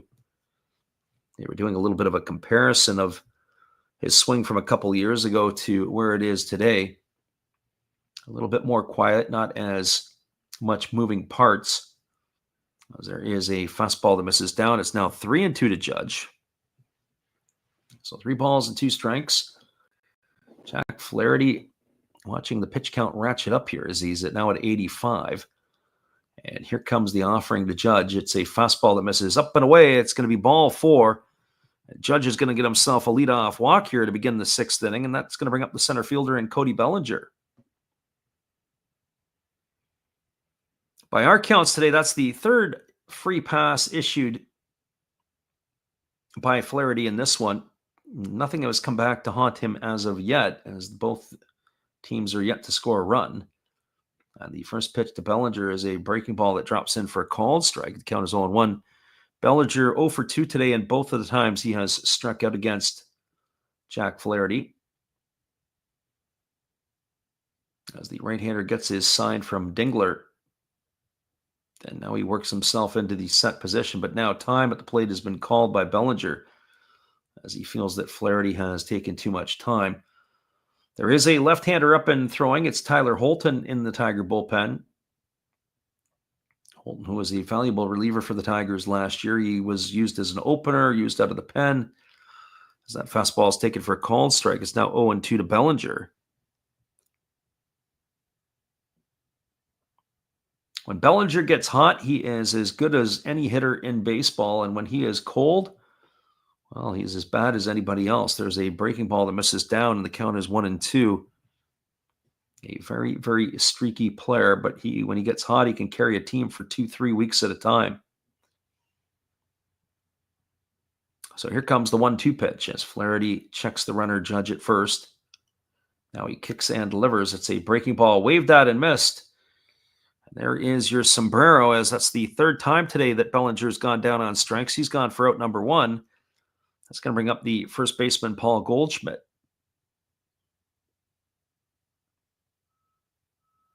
I have to say that Jack Flaherty's breaking ball today has been absolutely outstanding. So 1 of the books, and the first pitch is a breaking ball that drops into Paul Goldschmidt, and it's taken for a called strike, and the count is 0-1. Say today he's only thrown 18 curveballs, and 14 of them have been for strikes prior to the batter Goldschmidt here. I think that there might be a few more in there. They may have missed. There's a fastball swung on. This ball is lined into left field. It's going to get down. It's going to get all the way to the wall. Malloy fields it. Rounding second and stopping at third is Judge, as Goldschmidt has got himself a double, and that's going to put 2 runners in scoring position here with 1 gone. And it'll bring up the second baseman in Jazz Chisholm.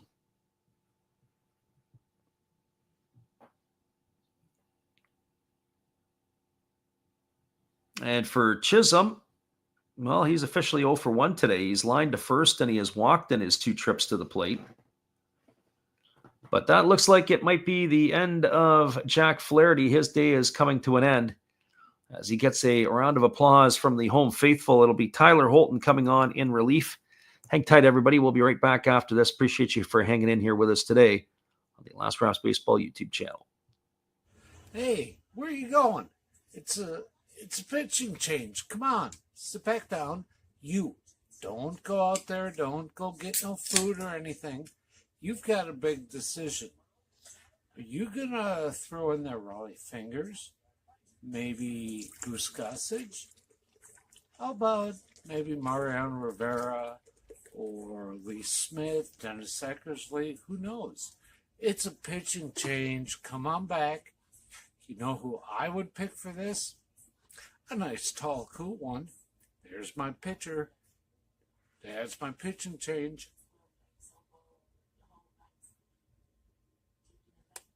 That's a winning combination.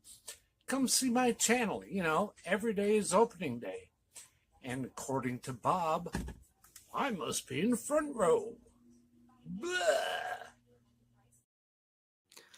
Welcome back, everybody. We do have a pitching change as Tyler Holton is coming on in relief for the Tigers. It is going to be his 5th appearance here in the early going. He has worked 4 2/3 innings. He has only allowed 1 hit. He has walked 2 and struck out 4 and not allowed a earned run as of yet. As we mentioned last year with Detroit, had himself actually his back-to-back years with Detroit, he's been really good. Last year, he was used as an opener. He was used sometimes as a closer. Last year, he had a record of 7-2 with the Tigers and posted an ERA of 2.19. Very valuable out of the bullpen is Tyler Holton. Began his career at the major league level with the Diamondback organization and came to Detroit in 2023. Whatever is that the Tigers did to him, he has been a very productive part out of their bullpen. So here comes the first offering to Jazz Chisholm, and it is a breaking ball that is swung on and fouled away, and the count is quickly 0-1. Chisholm 0 for 1 today. He lined out to first, and he has walked it his 2 trips. Facing Holton here in a high leverage situation. Our friend Gracie Lynn says to end the last half inning in Pittsburgh, there was a great play at the plate to get the runner. As that pitch misses outside, and the count is 1-1 to Chisholm. They still were able to record the out. There's a breaking ball that's taken for a called strike, and the count is 1-2. Gracie Lynn said it's insane about how many teams are chanting for their team. Yeah, a friend of mine was at that game in Pittsburgh last night. He said that there were fans that were chanting, sell the team, the mad at the Pirates owner. 1-2 pitch, grounded back to the pitcher. They got Judge hung up between home and third. Holton's going to tag him out. Oh, that's a great play there by Holton. That's going to be a fielder's choice. It retires Judge between third and home. He's gone for the second out of the inning. Goldschmidt couldn't move off of the base at second. Chisholm is safe at first. And that is going to bring up Anthony Volpe, but Judge going on contact on the ball, hit right back to the pitcher.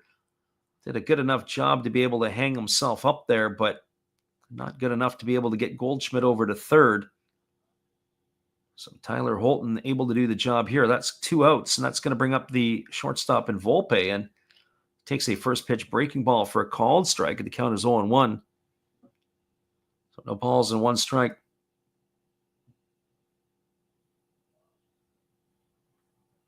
Tigers trying to wiggle themselves out of this jam here in the bottom, or in the top of the 6th. There's a fastball swung on and fouled away, and the count now goes to 0-2 on Volpe. Goldschmidt, the runner at second. Chisholm, the runner at first. 2 gone here, top 6. Score is where we started, both at zeros.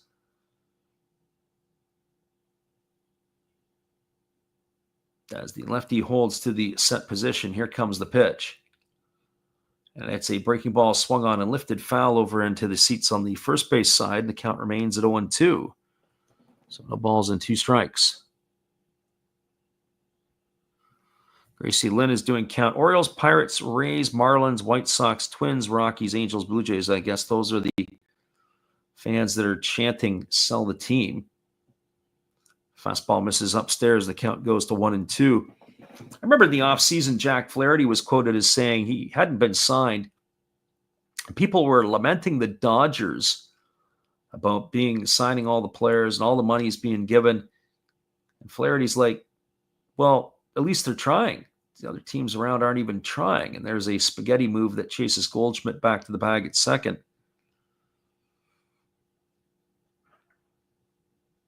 And in some ways, Flaherty's got a point.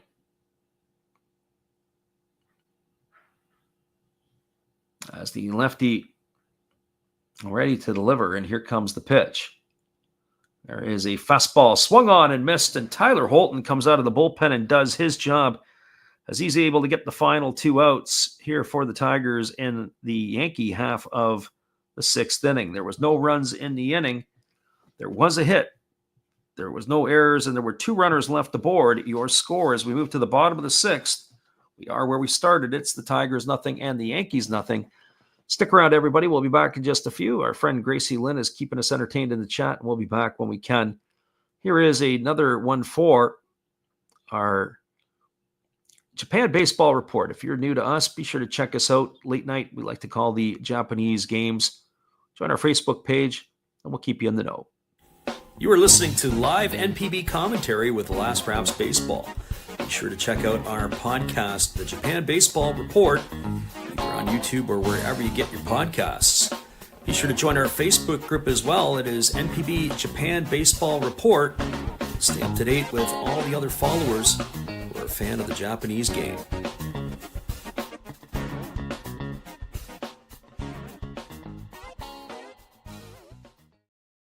That's right, everybody. If you're up late night, be sure to tune us in and check us out.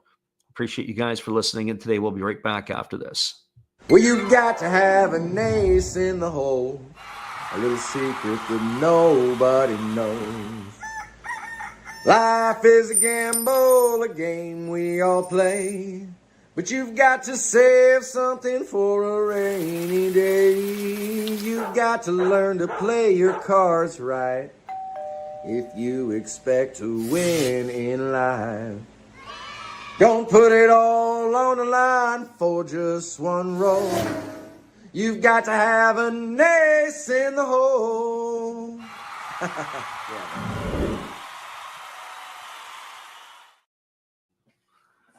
Welcome back, everybody. It is going to be the 2, 3, and 4 hitters slated to come to bat for the Tigers in their half of the sixth to face Max Fried. That's Andy Ibanez, Riley Green, and Spencer Torkelson. And Ibanez swings at the first pitch, and he lifts it into shallow center field. Coming in hard is Bellinger, and he's there to make the catch. And that is going to retire Ibanez on the first pitch that he sees. One up and one away. That'll bring up the left fielder in Riley Green.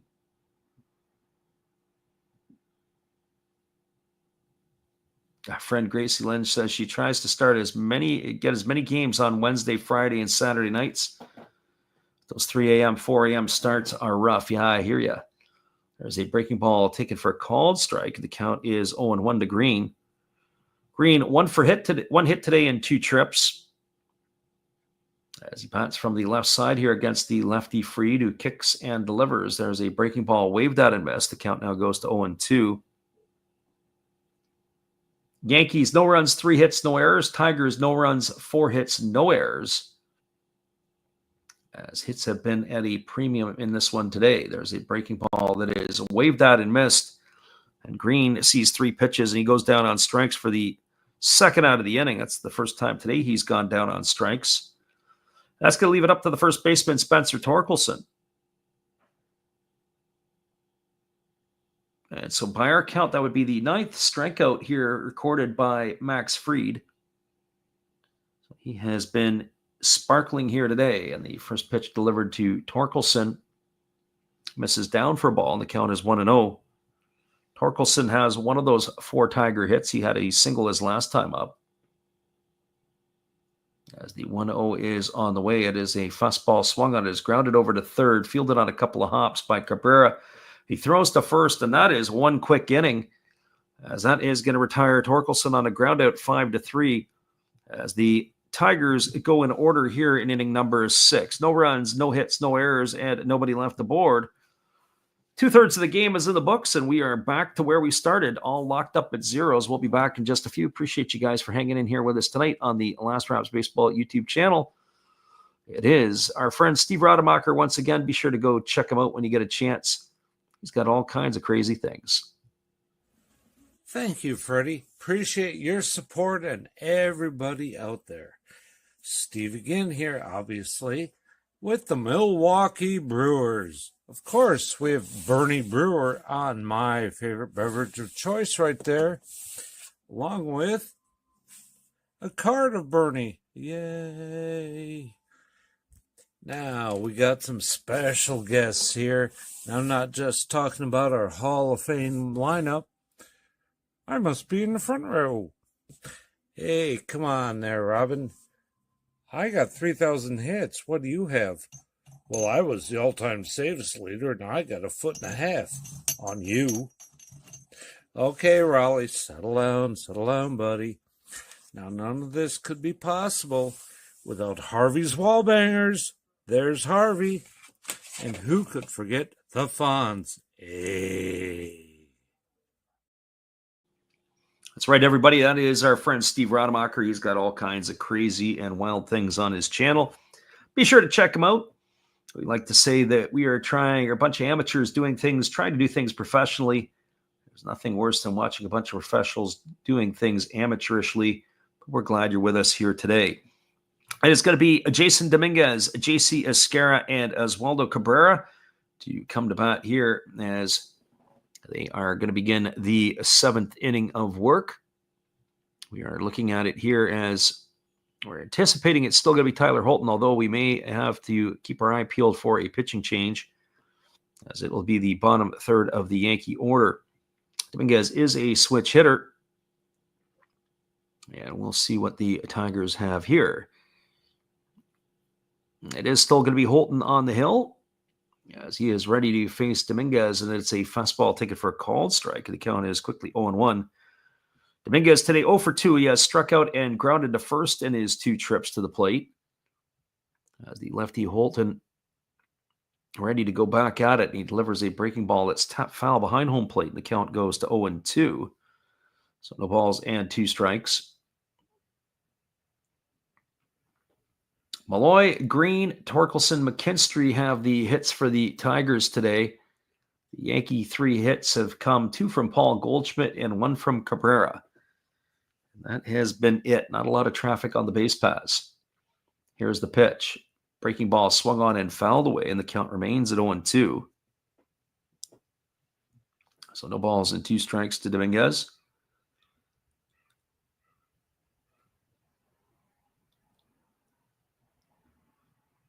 Again, the lefty Holton working himself to the set position, and now he kicks and delivers. There's a fastball swung on and fouled away, and the count remains at 0-2 Dominguez. I'm not sure what I think of Dominguez yet. This is really only the second time I've seen him in action. I'd like to see him play a little bit. He is a young fella, and there's lots of expectations that have been heaped on him, as there's a breaking ball that misses down, and the count goes to 1-2. The question whether the Martian can live up to those expectations or not remains to be seen, but he has all the tools. As the 1-2 pitch ready to come here from Holton. Kicks and delivers. There is a fastball that swung on and fouled away, and the count remains at 1-2. But right now, in some ways, he kind of reminds me of a poor man's Trent Grisham, who is a teammate there, so I'm not sure how much better Dominguez would be of that. There's a breaking ball that misses down. It's now 2-2. I just missed it, but it looks like it's Will Vest up in the Tiger bullpen, which is a right-hander. So 2 balls and 2 strikes as the lefty Holton delivers. There's a breaking ball swung on and another one grounded foul. Now this is starting to turn into a bit of a marathon. Already 8 pitches here in the at-bat for Jason Dominguez. As the lefty Holton ready to go again. Here comes the pitch. Kicks and delivers. There's a fastball swung on and missed. And Dominguez is in the books. That's the second batter retired via strikes today by Holton. That's going to bring up the catcher in J.C. Esquera. One would have to think that if I was looking ahead or projecting ahead, I would think that Holton will probably be able to go all the way to Ben Rice.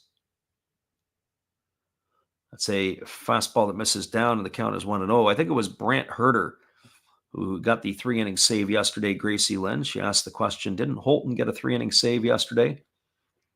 It was Brant Herter came out of the pen for the 3-inning save. There's a fastball swung on. It's lifted into left field, right to Riley Green, and he's going to put it away for the second out of the innings. So 2 up and 2 away. It's going to leave it all up to the third baseman, Oswaldo Cabrera. This would certainly be a day where you get into this part of the ball game and you'd like to think that you might see some small ball for either of these two clubs. Well, I mean, you have to get the runners aboard, but I'm not sure which team I would put my money on for better fundamentals in the nickel and dime portion of the game, as there's a fastball that swung on and fouled away, and the count is quickly 0-1 to Cabrera. Cabrera 1 for 2 today. He had the single his last time up. He's also flown to center as the lefty Holton works to the set position. Here's the pitch. Fastball taken for a called strike. The count now goes to 0-2. So no balls and 2 strikes.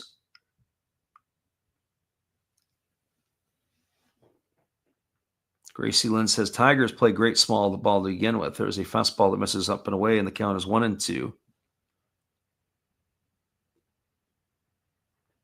I don't know if the Tigers are great at small ball per se, but they're certainly better than the average MLB team at doing it a little bit.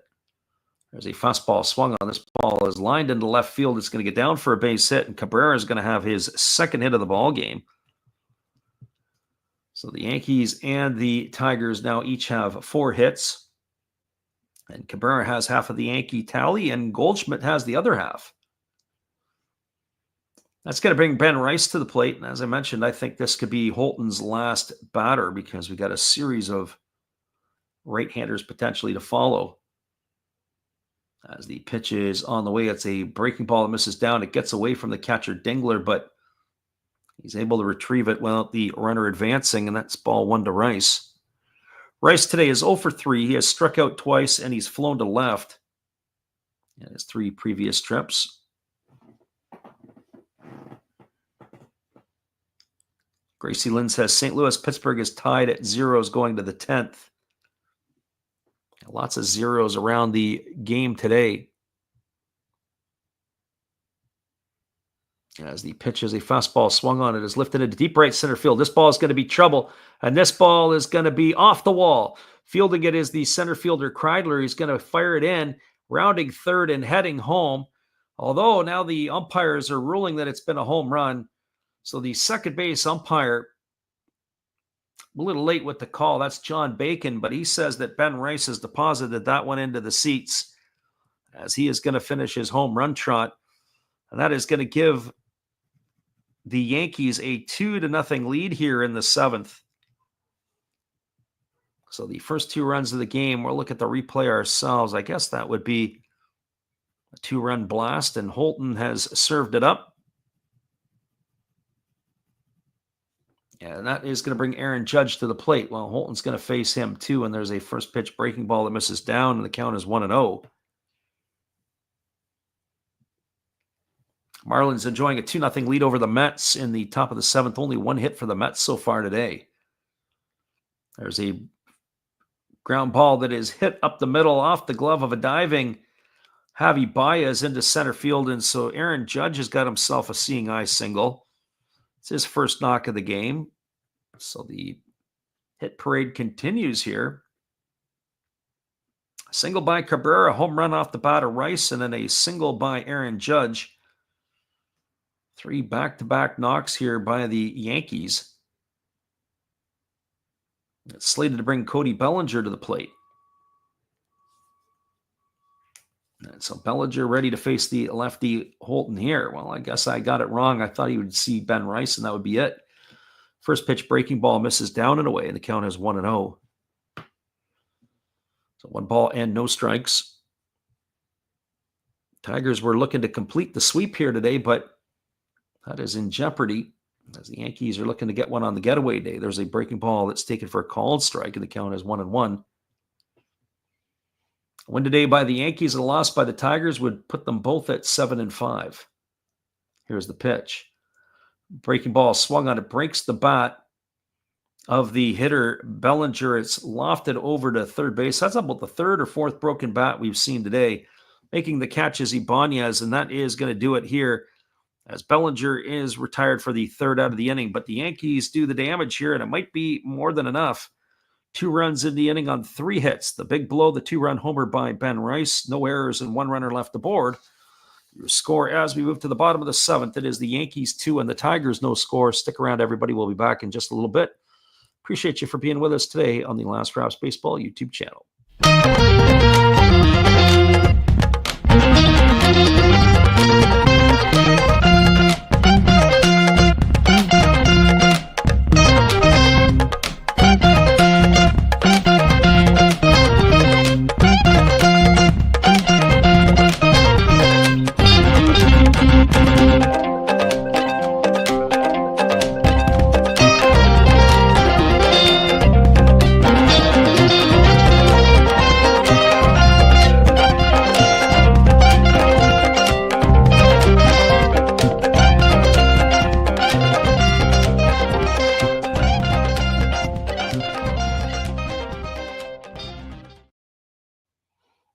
Welcome back, everybody. It'll be Dylan Dingler, Colt Keith, and Javi Baez slated to come to bat here as we're going to keep an eye on and see if it will still be Max Fried on the hill, and it does look like it will be. Trent Grisham has come into the ballgame to replace Jason Dominguez in left field. So that is a defensive change for the Yankees. And that is, it looks like he's going to go into center field. It also looks like that Cody Bellinger is going to move over to left. So Grisham into center, Bellinger over to left field. See if we have any other pieces as well. But Fried looks like he is coming out to start the 7th inning. Well, the 2-run blast off the bat of Ben Rice has given the Yankees a 2-0 lead. As batting here is Dingler. He has struck out both times he's come to the plate. And the first pitch is swung on and fouled away, and the count is quickly 0-1. Tough day at the office here so far for Dingler. He was called out on strikes his first time and then went down swinging his second time against Fried. As the pitch on the way, it's a breaking ball that misses well off the outside corner, and the count is 1-1. So 1 ball and 1 strike. Gracie's Lynn says another Cardinal runner was thrown out at the plate. There's a fastball swung on it, is grounded through the diving third baseman Cabrera into left field. Racing over his Bellinger, he slides before it gets to the wall, but Dylan Dingler's got himself a leadoff double here. Just like that, the Tigers got a runner in scoring position. That's going to bring up the second baseman and Colt Keith.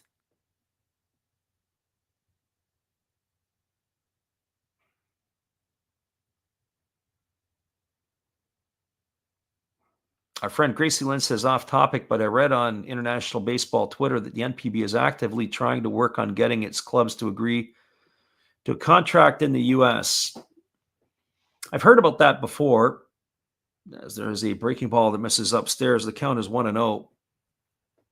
The biggest stumbling block in Japan is the Central League. It was funny. I was having dinner the other night at a Japanese restaurant, and I was talking with the staff, and there was a fellow there who worked for the company that would broadcast the Hanshin Tiger games and the Hokkaido Nippon Ham Fighter games, as there's a fastball swung on and fouled away, and the count is 1-1. And we were both commenting the same thing, and what we were talking about was the problem with the Central League specifically.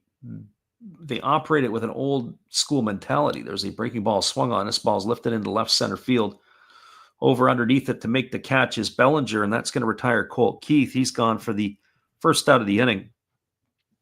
When you think about European soccer, each team controls its own rights for jersey sales, and they don't revenue share.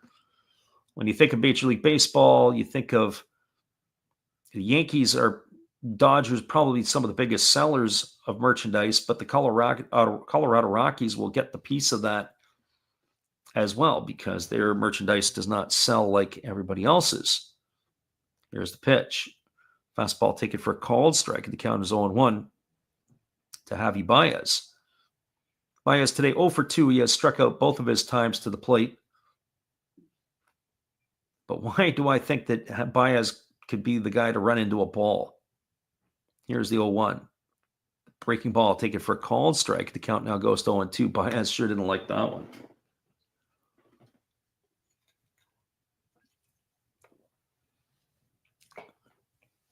So no balls and 2 strikes.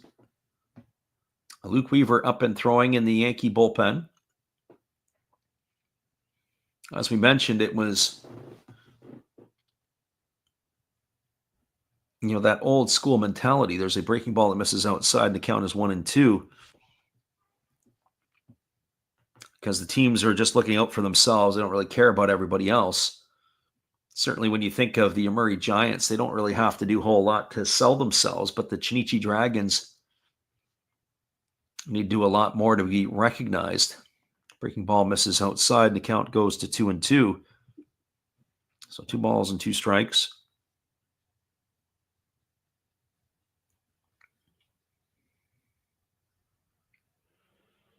Kerry Carpenter has grabbed the bat. We'll keep our eye on him if he's going to get a chance to come into pinch hit at some point. There's a breaking ball, waved at and missed, and Javi Baez in the books for the third time today. He's been sombreroed. He's gone for the second out of the inning, and that's going to bring up the center fielder and Ryan Kreidler. As I said earlier, when you look down the options on the Tiger bench, what would be an option here to hit for somebody like Kreidler? Certainly with all the injuries, it's a bit of a problem. You've got two right-handed sticks on the bench. So there's a first pitch fastball swung on and missed. The count is 0-1. You got Brewer Hicklin, who's just been called up, and Thomas Nito, both right-handed sticks. On the left side, there's Kerry Carpenter and the shortstop who is not playing today, Sweeney. The pitch on the way is a fastball that swung on and missed. Count goes to 0-2 on Kreidler. I have to say on those first two pitches it is men against the boys, men against the boy, the way that Max Fried has delivered those pitches. So no balls and 2 strikes as the right-handed hitting Kreidler gets himself set back in. And here comes the pitch from Fried. He kicks and fires. It's a fastball that misses way upstairs, and the count goes to 1-2. So for the Japanese league to be able to get a U.S. deal, I would have to say the reality of it is they have to get those Central League teams on board to be able to do it. And that is the roadblock. Breaking ball that just misses down, and the count now is 2-2. That didn't miss by much. 2 balls and 2 strikes here to Kreidler. Good job there by the catcher, Esquera, to be able to frame that pitch. So here comes the 2-2 offering as the lefty kicks and fires. There's a breaking ball that misses down and away. They appeal to the first base umpire, but they say Kreidler didn't go, and that now runs the count full. So 3 balls and 2 strikes. Not sure that manager Aaron Boone necessarily agrees with that. A couple of close pitches there. Could have rung up the Tigers center fielder. Here's the 3-2 pitch. Instead, it's a inside move that chases the runner back to second base. Dingler not going anywhere.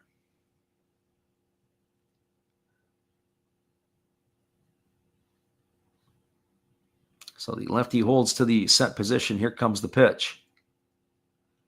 As he kicks and fires, it's a fastball swung on and missed. Another strikeout recorded by Max Fried, and that is going to do it here for the Tigers in their half of the 8th. They get a leadoff double from Dylan Dingler, and that is it. No runs, 1 hit, no errors, and 1 runner left aboard. The score as we move to the top of the 8th inning, it is the Yankees 2 and the Tigers no score. Stick around, everybody. We'll be back with the final couple innings. We're glad you guys could be here in just a few. Appreciate you for listening, and we'll come back and chat with our chat after this. Hello, this is Eric Fox, formerly of the Oakland A's and Texas Rangers baseball teams. If you want to learn about Japanese baseball, see Coach Fred of Last Raps Baseball. If you want baseball instruction, see Coach Fred. If you want to learn about golf, do not go to Coach Fred. Fred, what kind of club is this? At Last Raps Baseball, we know baseball. Our friend Gracie Lynn was asking if we're going to do a triple header tonight, and it's looking like it's going to be a little tight with the games coming up here in under an hour's, just over an hour's time. We'll have to take a look at that as it gets a little bit closer. Not sure yet, but definitely we'll be adding one later tonight. Looks like it is going to be Braves and Phillies. We'll be back after this. Appreciate you guys for listening on the Last Raps Baseball YouTube channel.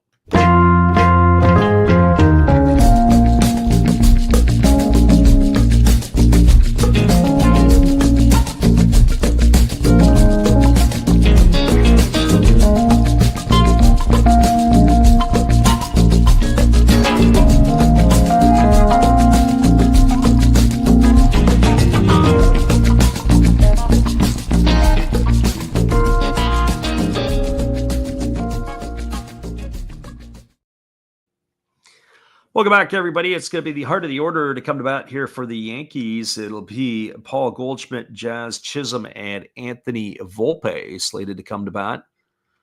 The Tigers have made a pitching change. It is going to be Will Vest taking over on the mound for Tyler Holton. So the right-hander coming on in relief. Well, Vest began his career with the Tigers, and he was a Rule 5 pickup by the Mariners. He's worked 3 1/3 innings in 4 games this year, striking out 4, allowing 1 earned run. And it was about halfway through the season in Seattle. The Mariners returned him to Detroit. And he went back to the minors with Detroit, and he made it to the big club, and he's been with them the last couple of seasons. There's a first pitch breaking ball taken for a called strike. Count was 0-1 to Goldschmidt. And there is a fastball that misses up, and the count goes even at 1-1. So 1 ball and 1 strike. Gracie Lynn thinking about what they could offer for contract, as there is a fastball taken for a called strike. Count is 1-2, probably. That is what the piece is how much money could they get from the United States to show their games. I wonder if they would put a tariff on that. There's a breaking ball that misses down. Count goes to 2-2. Fred Tyler in the house. Hey, that's going pretty good, Tyler. Welcome. I'm going to try to do another game a little later this evening, so hopefully you could join us for that. We're looking at the Braves and Phillies, I think. We're not going to get the triple header done. Just the timing of the games, I think, aren't going to work. Fastball swung on line right to the glove of Spencer Torkelson. And Goldschmidt, who has hit the ball hard every time he's come to bat today, he lines out. He must be really seeing the ball well. He has a single and a double, does Goldie, and the fly ball to deep center field, and now a line drive to the first baseman for the first out of the inning. Puts him in the books for the out number 1, and that'll bring up to the plate Jazz Chisholm. Tyler says you should be able to listen to that one just waking up today. Yeah, it should be good. I was going to try to do a triple dip. Gracie says the Mariners are still over an hour away.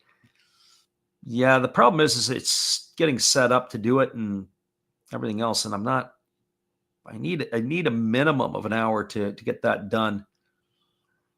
We're walking in there tight, but we'll see. There's a fastball swung on, and this is lifted foul. It's now 2 balls and 1 strike to Jazz Chisholm. Gracie Lynn says if the 9th inning takes forever, yeah, it could. All you need is a couple of runners on base and Tigers to threaten. There's a fastball swung on it. It's lifted foul. It's going to reach the seats over on behind the third base dugout, and the count goes to 2-2 on Chisholm.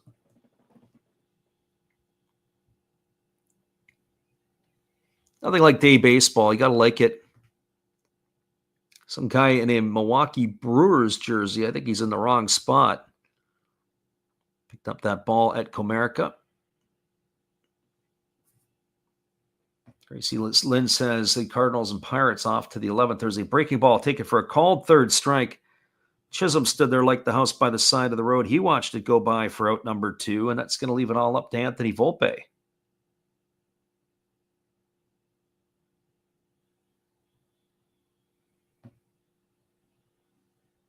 Gracie Lynn says, hard to believe 2 hours and 30 minutes. They played 10 innings of baseball, and they're in the 11th. Yeah, got to like the pace of the play that's picked up. There's a fastball that misses upstairs.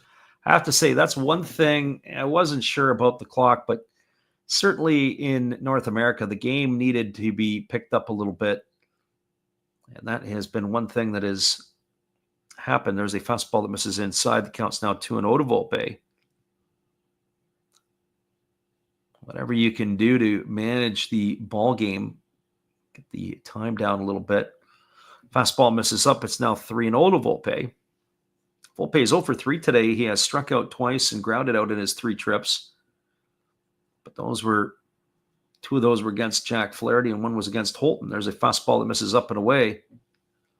It's going to be ball 4. Tyler says, what's your thoughts on the ABS system? You know, I think the ABS system for challenges is it's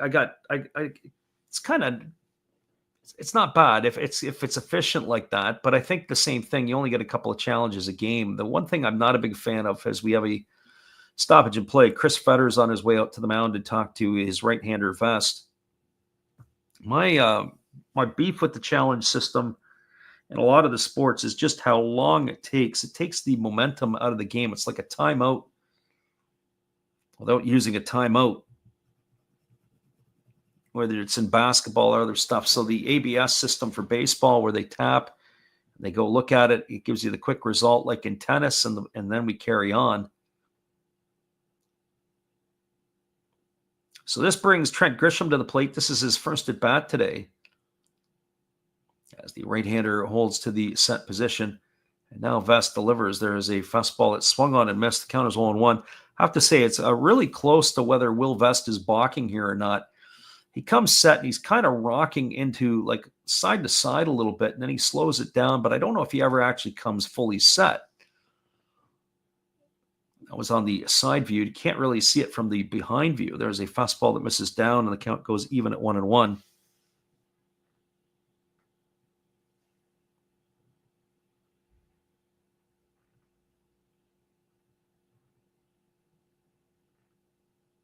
As the 1-1 pitch is on the way, there's a breaking ball swung on. It's grounded up the middle, right to the glove of Baez, who steps on the bag at second.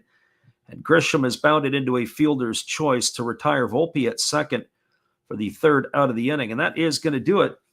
We had no runs, no hits, no errors, but there was a runner left aboard here in the eighth. We're moving to the bottom of the eighth. Coming to bat for the Tigers will be the 9-1-2 hitters in the batting order. We're anticipating a pitching change. We'll be back in just a couple moments. Your score, Yankees 2, Tigers no score. We'll be back in just a bit after this musical timeout.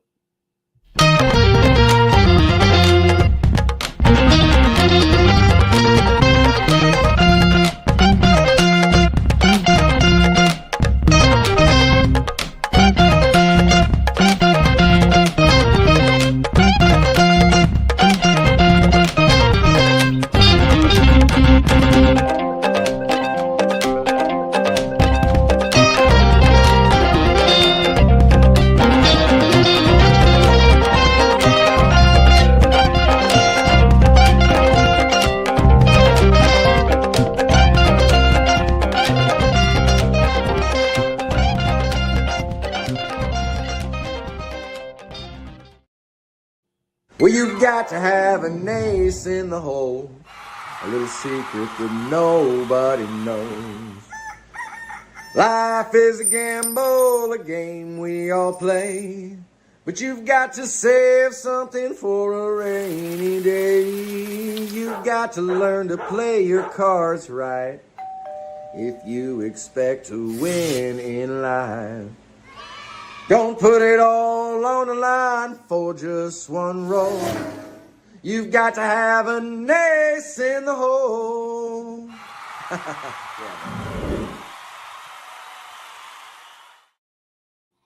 That's right, everybody. You got to have an ace in the hole. That is our friend Matt Hollis after the game. Be sure to go check him out.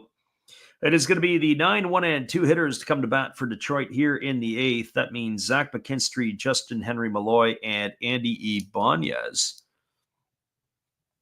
Zach McKinstry, who is striding the plate here, had a triple in his last at bat. It is a reliever, as it is going to be Luke Weaver on the mound. I'm sure the Tigers are happy to see Max Fried leave the ball game. Weaver as making his fourth appearance. He's worked 4 1/3 innings this year, yet to allow an earned run. Has recorded 5 strikeouts and 3 walks in that time.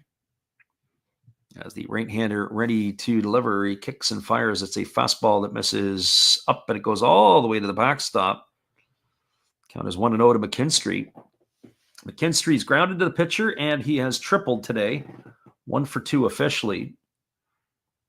He has really enjoyed himself a good start to his season with the Tigers. There's a fastball that catches the outside corner. Count goes even at 1-1. I haven't seen much of McKinstry, but in the last little bit, but it looks like he's put on a few pounds.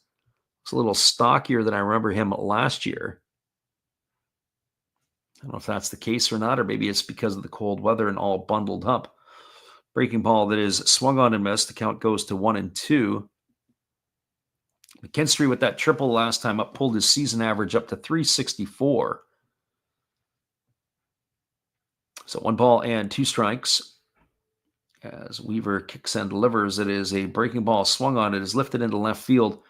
Drifting back underneath it is the left fielder, Bellinger, and he's there to make the catch, and that is going to retire McKinstry for the first out of the inning. That's going to bring up the designated hitter in Justin Henry Malloy.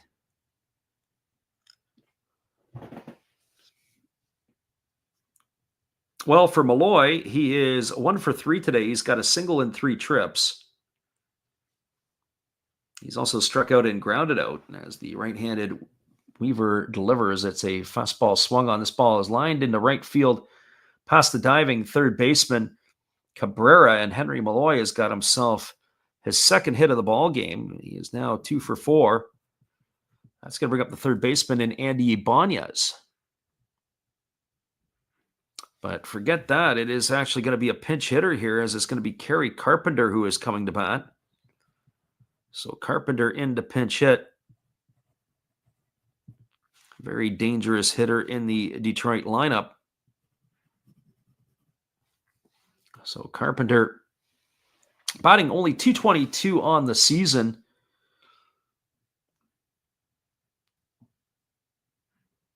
But Carpenter has enjoyed himself a pretty good year at the plate in terms of his power production. He has already got himself 4 homers and 9 runs batted in.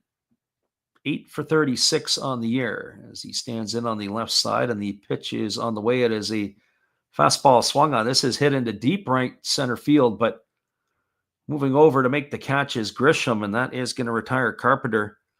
He's gone for the second out of the inning. It's going to leave it all up to the left fielder and Riley Green. We're going to see if our friend Gracie Lynn's prediction will come to fruition. She made a prediction of 3-2 for Detroit right at the outset of this game. Well, the Tigers have a little bit of work to do here. And she was also calling for a Riley Green home run. We'll see if she's a prophet today. First pitch fastball misses way upstairs. The count is 1-0. So 1 ball and no strikes.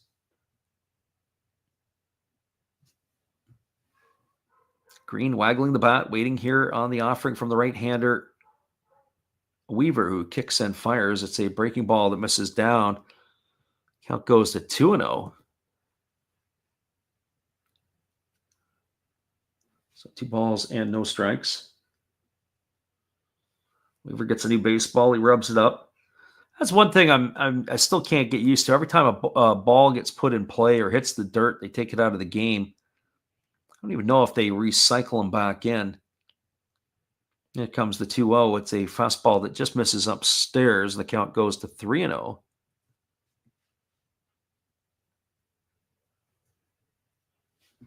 Riley Green says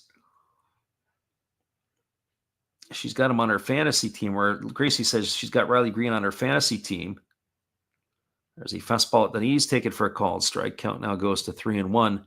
Tyler says he's a fan of the ABS system, but I also think it should be limited. Yeah, 100%. Or maybe even another situation like this is that the ABS system can only be used in the 8th inning and beyond. There's a fastball that swung on and missed, and the count goes full to 3-2. In other words, an umpire misses a call in the second inning. Yeah, even if the bases are loaded or whatever else, you start burning up the system there. Let them call their games. Here's the pitch. Breaking ball, swung on and missed. Green goes in the books. He's gone for the third out of the inning, and that is going to do it here. The Tigers, they got a hit in the inning off the bat of Justin Henry Malloy. No runs, a hit, no errors, and 1 left aboard. Your score as we move to the top of the 9th. It is the Yankees 2 and the Tigers no score. Stick around, everybody. We appreciate you guys for listening in on the Last Raps Baseball YouTube channel. Here's our friend Steve once again. Thank you for that introduction, Freddie. Hey guys, Steve coming back at you today, and every day is opening day on my channel. I open everything from hot sauce to beer to deviled eggs to cans of soup to ravioli to sport card packs that you wouldn't believe. I open blasters of stuff. I open regular boxes of stuff. Speaking of hot sauce, I open hot sauce, which is often gifted to me from the community. I have it all. I open up Star Wars by the tons, including the Family Guy Star Wars. I have a bunch of wrestling that I do open, and I do non-sport cards like crazy. As you can see, we have it all. I even open Marvel, tons and tons of Marvel cards. But you never know, on my channel, you just may have a little trouble with tribbles too. Remember, opening day, every day. Thank you, Freddie. See you in Funny Pages, guys. Appreciate you there, Steve, and the support you give to our channel. In turn, we support Steve Rademacher. Be sure to check us out after the game. This is our NPB Japan Baseball Report, and we'll be back in 30. You are listening to live NPB commentary with Last Raps Baseball. Be sure to check out our podcast, The Japan Baseball Report, either on YouTube or wherever you get your podcasts. Be sure to join our Facebook group as well. It is NPB Japan Baseball Report. Stay up to date with all the other followers who are a fan of the Japanese game.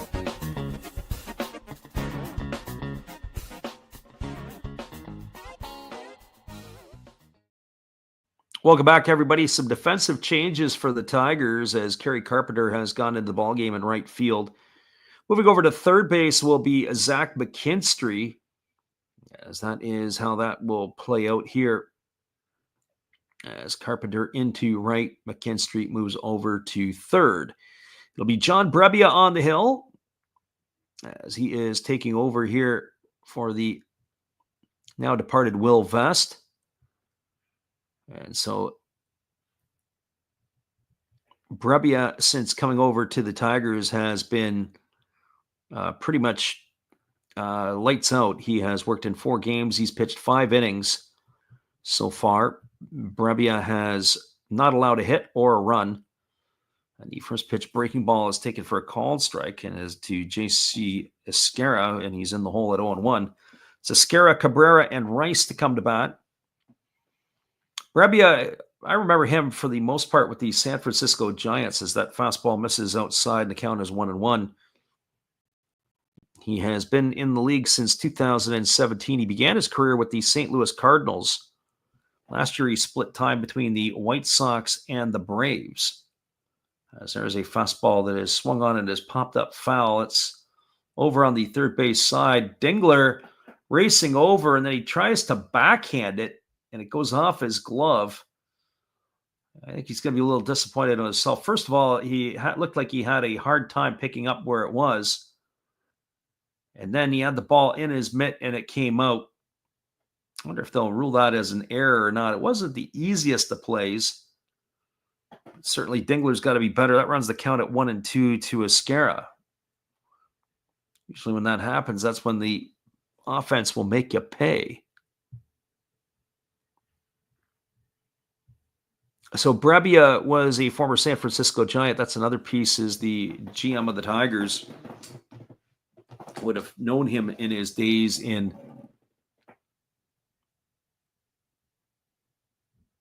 San Francisco. Probably an easy signing. Brebbia does not have the long beard that I recognize him with that he used to have. He still has a beard, but it is more clean shaven now.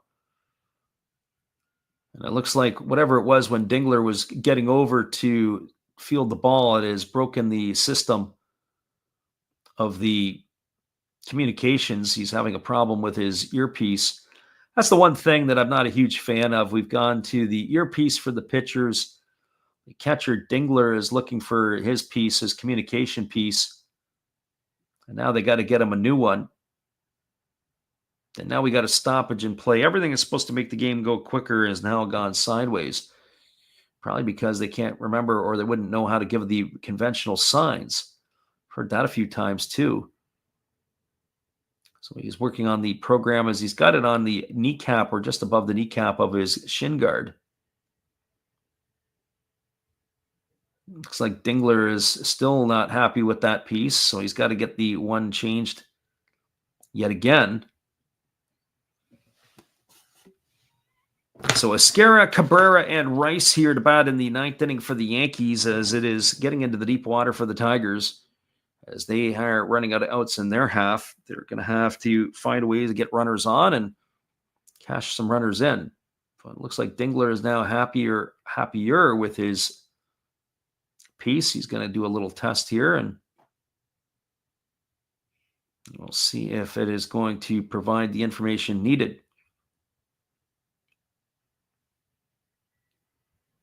Trying to bring technology into the game, and I guess it's still not working, so not sure. He's not happy at all with this, so maybe we're going to have to see the umpire is shepherding him back to the plate. And so Brebbia just wants one warm-up pitch on the in-between with the delay. And the plate umpire has granted it to him, and now we're ready to go back to the action. So 1 ball and 2 strikes to Esquera. Cabrera on deck, and then Ben Rice to follow. Here comes the 1-2 offering. It's a breaking ball swung on. It is popped up behind home plate in the same location it was just hit, coming over underneath it. And did it just do the same thing again? I don't know if it hit the netting this time or if it was Dingler not able to come up with the play, but it looks like I'm watching an instant replay of what happened. So we're going to see over here as Dingler starts getting closer to the net. This time he tries to get it, and again it goes off his glove, and again it's a foul ball. Right in the same exact spot. The only thing that was different is that maybe we got to check his shin guard to see if we're going to have to get a repair there. And here's the pitch. It's a fastball that is swung on and fouled away this time by Esquera, and the count is 1-2. Unbelievable. Back-to-back plays. Gracie Lynn says the Tiger-Yankee game has taken a turn toward the weird, and here's the weirdness for you. Brebbia's breaking ball has just hit Esquera in the back of the legs on a 1-2 pitch, and he's going to be aboard with a hit by pitch. So it goes from the strange to the ridiculous. He should be out. Esquera should be gone right now, and it should be Cabrera at the plate. So I'm going to have to see. They didn't rule an error on any of those ones dropped by Dingler, but you could have, at least the second one. So here comes the pitch. It is a fastball that misses outside. The count is 1-0 on Cabrera. First one, I would say not necessarily ordinary effort, but that play for a big leaguer should have been made. Instead, he got the runner at first with nobody out. And here comes the offering to Cabrera. Breaking ball swung on and lifted foul into the seats behind home plate. The count is even at 1-1. Gracie Lynn says the Cardinals break through on a Jordan Walker pinch hit single. Cardinals now lead 1-0. So here comes the 1-1 pitch as Brebbia delivers, squaring to bunt. And he's hit another batter. That ball was down into the back foot of Cabrera. We got back-to-back hit by pitches here by Brebbia. That's going to put Cabrera aboard. That's going to bring Ben Rice to the plate. So it's not just taking a turn for the weird. It's taking a turn for the weirder. And Ben Rice coming to the plate here with runners at first and second and nobody out.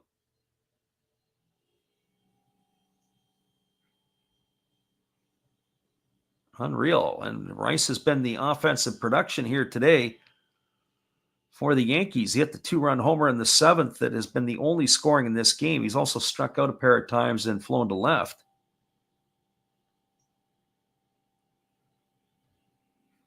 Friend Gracie Lynn says between the Tigers and Yankees and Cardinal Pirate games, she feels like she's in the twilight zone.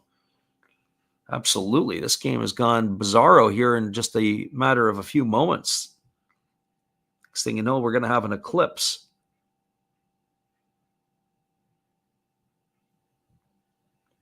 So Rice waggling the bat here, batting from the left side against the right-handed throwing Brebbia.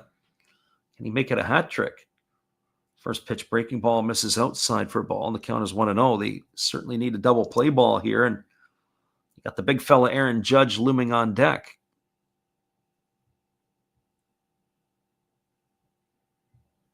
As the right-hander delivers, there's a breaking ball that misses inside. It's now 2-0. So back-to-back hit batters. Devin Williams is up and getting loose in the Yankee bullpen. If we do go to the 9th inning, you're going to get the closer of the Yankees. Pitch on the way. It is a fastball taken for a called strike. The count now goes to 2-1.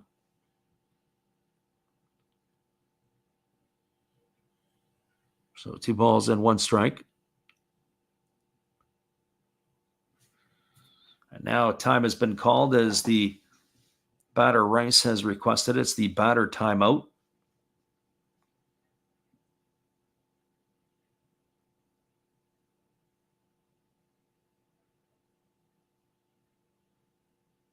So the right-hander ready to go again. Brebbia works to the set. 2-1 pitch coming. On its way. Breaking ball catches the inside corner for called strike. And the count now goes to 2-2 on Rice.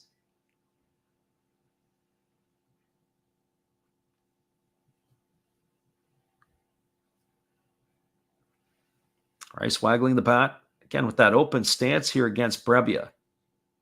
They're setting him up to pitch him away. Pitch on the way. Breaking ball misses down, and the count now goes full to Ben Rice.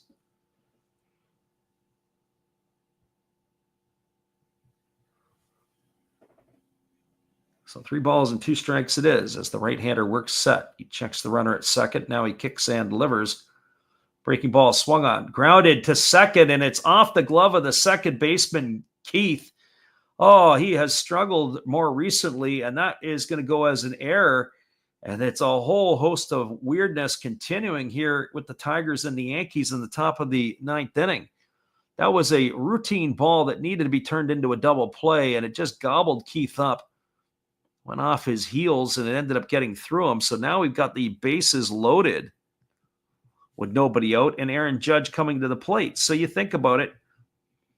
2 drop pop-ups off of Esquera. Now the pitch breaking ball that's delivered to Judge is swung on and missed. The count is 0-1. 2 drop pop-ups to J.C. Esquera.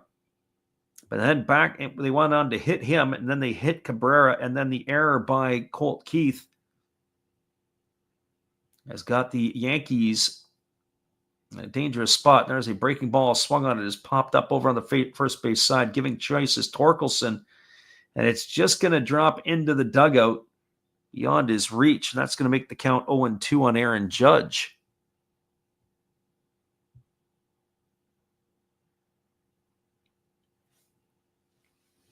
So no balls and 2 strikes. Our friend Gracie Lynn was saying about how we might have time to get that 1:10 game in, or the 4:10 Eastern start, and it's certainly not going to happen now.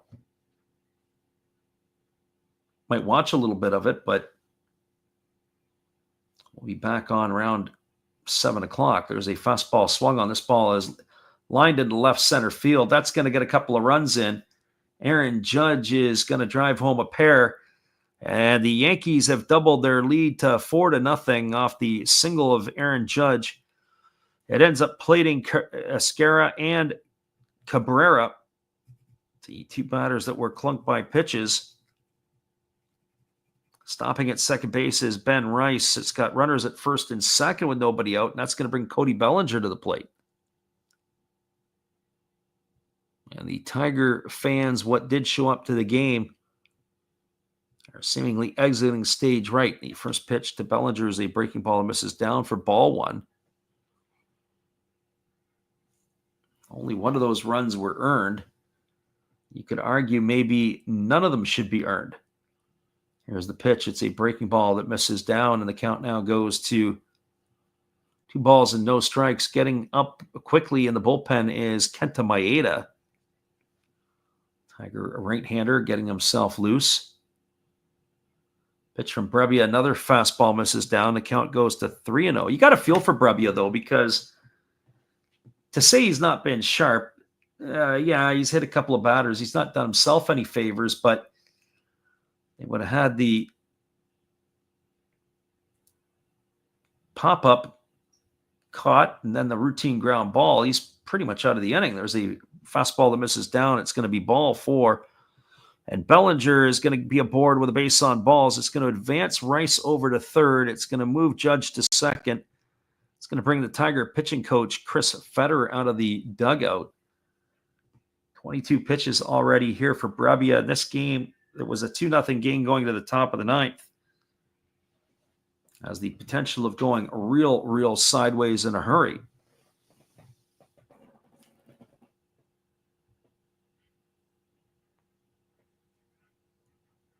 So as Federer is out to the mound having a discussion with his right-hander, this conference is almost over. Dingler adds a few extra words.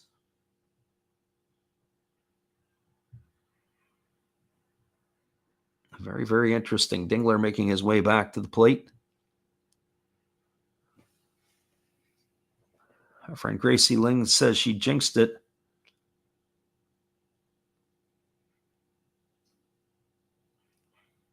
She says she didn't expect the final 9 outs to take an hour. Well, that's what I said earlier. I said I could just see the way this game was going. Just ended up putting the brakes on it there in the last couple innings. There's a first pitch breaking ball swung on and fouled away by Paul Goldschmidt. The count is 0-1.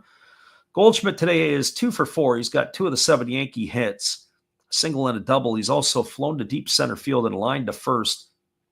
He's had some really good swings today. Tigers infield is in. They got to cut a run off at the plate. As Goldschmidt waits on the offering from Brebbia, who delivers a breaking ball that misses down, and the count goes even to 1-1. So 1 ball and 1 strike.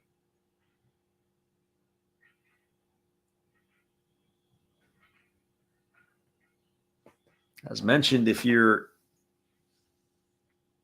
around later tonight, we'll be back on the airwaves again, assuming this game comes to an end at some point now. Fastball swung on and missed. The count now goes to 1-2 on Goldschmidt. 4-0 Yankees have the lead. We're in the top of the 9th inning. They are threatening for more. They got the bases juiced.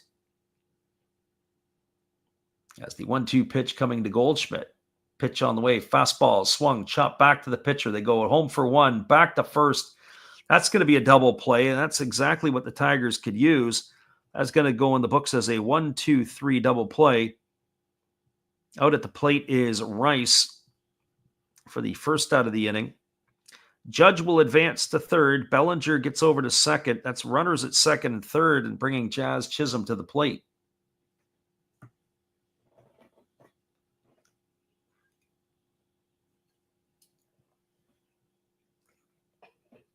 For Chisholm today, well, officially 0 for 3. He's lined to first. He is struck out looking. He's bounced into a fielder's choice.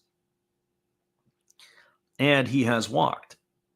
And the first pitch is a breaking ball, waved at and missed. The count is quickly 0-1.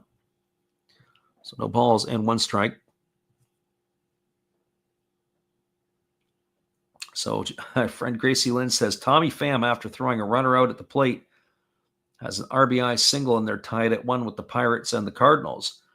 Breaking ball, I'll take it for a called strike. Now the count goes to 0-2 on Jazz Chisholm. I would like to see that Hunter Brown performance today with the Mariners and the Astros. Here comes the 0-2 pitch as he kicks and delivers. It's a breaking ball that misses down, and the count now goes to 1-2. 1-2 on Chisholm.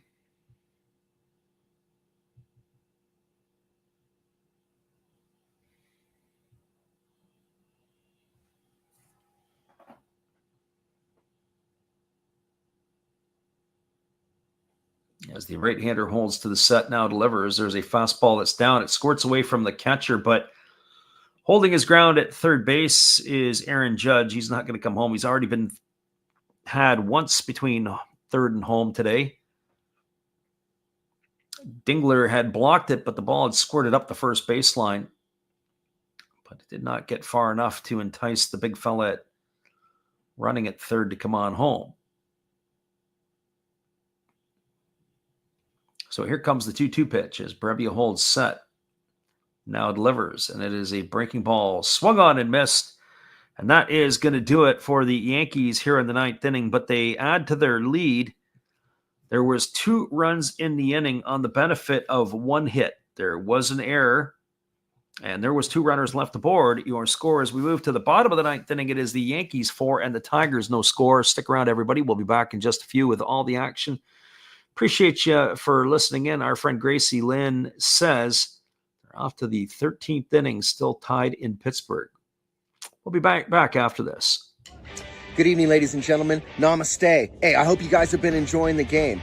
My name is Hollis. I've got a YouTube channel called Another Hollis Build. I love baseball cards. I open up brand new product for you guys. I open up old stuff. I do breaks. I do auctions. All kinds of stuff concerning baseball. I'm Friars faithful, Padres to the end. I also love Garbage Pail Kids and my animals. I have a ton of animals. It's like a mini petting zoo here around my house. I also love my city, San Diego, baby. I take you all around the city and show you what's up. If you guys dig stuff like that, cruise on over and check it out. It's Another Hollis Build. If you dig it, subscribe. I'd really appreciate to have more follow me along on the journey. Hey, either way, you guys have a wonderful day or a beautiful, beautiful evening. No matter which one it is, make sure that you make it great, my friends. Big up Last Raps Baseball. Yeah, Freddie, let's go. One love and peace. Yeah, man.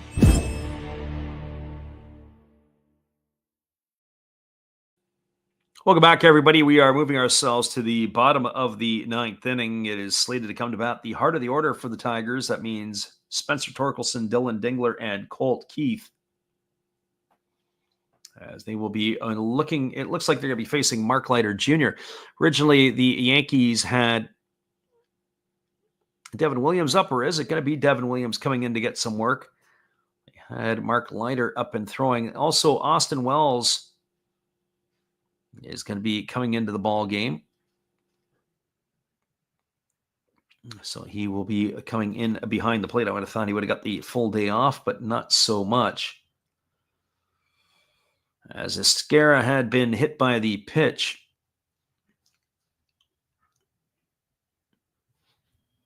So Devin Williams on in relief. He'll be the third pitcher used here today by the Yankees. And the first pitch on its way, it is a changeup taken for a called strike. That is the bread and butter pitch here for Williams. So no balls and one strike to Torkelson. He is, it's kind of like Mariano Rivera. The cutter is coming and there's not a darn thing you can do about it. Well, it's kind of the same thing here. As there is a fastball that he's taken for a called strike. The count is now 0-2 to Torkelson. You know that he's got a changeup coming, and there's not a darn thing you can do. You just start screwing yourself into the ground with the swing and misses.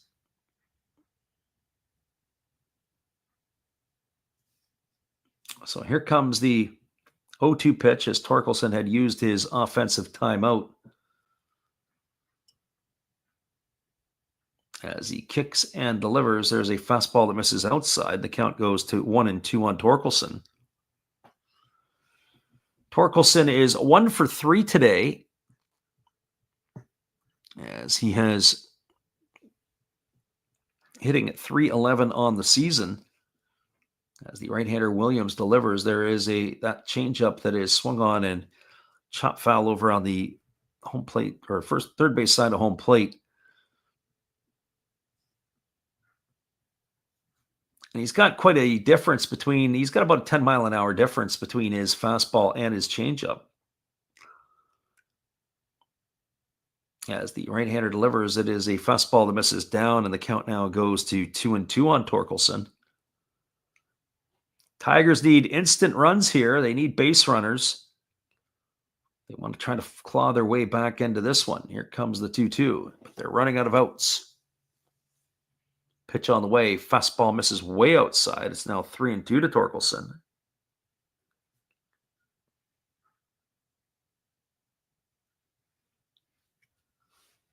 Right-handed hitting first baseman of the Tigers waggles the bat, waiting on the offering from the right-hander, who kicks and delivers. It is a fastball swung on and fouled off into the feet of the catcher Wells, and the count remains at 3-2. So 3 balls and 2 strikes.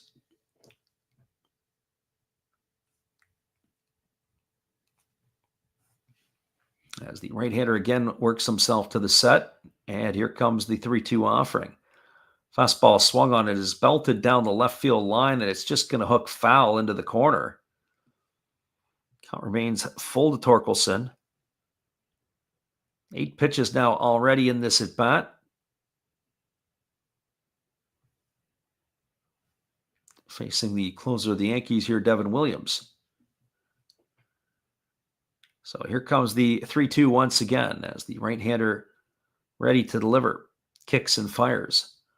Fastball misses upstairs, and that's going to be ball 4. Torkelson's going to be aboard with a leadoff walk. That's going to bring up the catcher and Dylan Dingler. That was a really good at bat by Torkelson to battle Devin Williams. What we're talking about is that Torkelson has had some really good plate appearances this year in the early going for the Tigers. Certainly a little different mindset, a little different approach from the right-handed hitting first baseman. This is Dingler at the plate, looking to make amends for his last half inning. There's a fastball that misses upstairs. No errors in the books officially, but I guess that's what you get with the home cooking of the home scorer. Dropped 2 catcher pops. Ended up leading to a couple of those runs. Here's the pitch. It's a fastball. It's taken for a called strike. The count is 1-1. Not sure I'm a big fan of where that location of that strike was, but Nate Tomlinson thought it was a strike. So 1 ball and 1 strike it is. If you're going to call the pitches low, you got to give the hitter something up high. Can't do both. There's a fastball that just misses outside, and not by much. 2 balls and 1 strike here to Dingler. Again, Dingler batting, waggling the bat. Waiting from the offering from the right-hander Williams. There's a changeup that is swung on and it's hammered foul down the left field line, and the count now goes to 2-2. The interesting part about the changeup that is thrown by Devin Williams is just how much movement, the arm side movement on the pitch, how it comes down and in on the feet of the right-handed batters. Very impressive. Here's the 2-2. Pitch on the way. It is a fastball that is swung on and missed, and Dingler's in the books. He's gone for the 3rd time today via strikes. And that is out number 1, and that is going to bring up Colt Keith to the plate. When you think about Colt Keith, his error helped lead to a couple of those runs in the last half inning. It was a routine double play ball that ended up into right field, and the first pitch is a fastball that is swung on and fouled away. Count is quickly 0-1. I haven't looked at the on-deck circle. Javi Baez's turn is coming up next, but wouldn't bat an eye that the Tigers give one of the new call-ups the opportunity to pinch hit. Here's the 0-1 offering. It is a fastball that misses down, and the count goes to 1-1. As we said, Brewer Hicklin and Thomas Nido, used to be a catcher in the Mets organization, or at least most of his time was in the Mets organization, are on the bench for the Tigers today. Here's the 1-1. Fastball catches the inside corner. Count goes to 1-2. Gracie Lynn seems to think Trey Sweeney could get a chance to pinch hit. Possibly. Just want to give Javi the opportunity for the golden sombrero. There's a fastball that is swung on and missed, and that is going to retire Colt Keith. He's going back to the dugout. Sombreros all over the place today in this ball game. That's the 3rd time Keith has struck out. Both he and Javi Baez have been sombreroed today on the Tiger end of things. As we said, slated to come to bat is Javi Baez, and it will still be Baez. He comes to bat 0 for 3 today with the 3 strikeouts to his name. Here's the pitch. It is a changeup that misses down and in, and the count is quickly 1-0. So live by the sword, die by the sword, it looks like.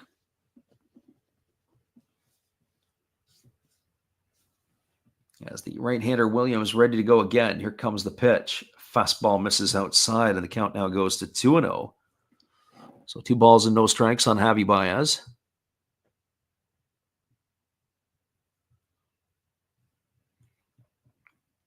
Once again, we'll give you a roundup at the end of this game here. We'll go through the scoreboard before we call it a night, or an afternoon in this case. Fastball swung on. This ball is lifted into right field. It's going to get down for a base hit. Aaron Judge picks it up. He fires it in. Torkelson is now on at 3rd. That's going to put runners at the corners. with 2 gone, and it's slated to bring up the center fielder Ryan Kreidler. It's a good piece of hitting there by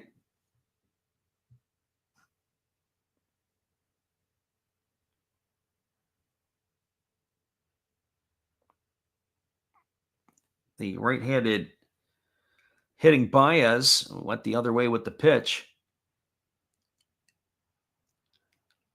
We'll see what happens here if they're going to put him in motion. If the Yankees don't really care, they just got to get one out here. These runners really don't mean a whole lot. The one on deck does. And there's your aforementioned pinch hitter. It is going to be Trey Sweeney coming to bat here for Ryan Kreidler. I guess when you look at Baez and you look at Kreidler, Kreidler's in worse shape than what Baez is. Baez was hitting north of 300 entering today's game. Kreidler entered the game hitting 136, and it didn't get better from there. Here comes the first offering. It is a fastball taken at the knees for a called strike, and Javi Baez is going to move into second on defensive indifference. So they just let him take the bag. So that's going to put runners at second and third with 2 gone. Here's the 0-1 pitch. And Sweeney can't hold off that changeup as he waves at it and misses, and the count goes to 0-2. There are only a few players in Major League Baseball that I look at when they pitch, and it looks like it's wiffle ball, the way the ball moves. Logan Webb of the Giants is one, and Devin Williams with that changeup is another. Here's the 0-2. Another changeup, and it misses off the outside corner, and the count goes to 1-2 on Sweeney.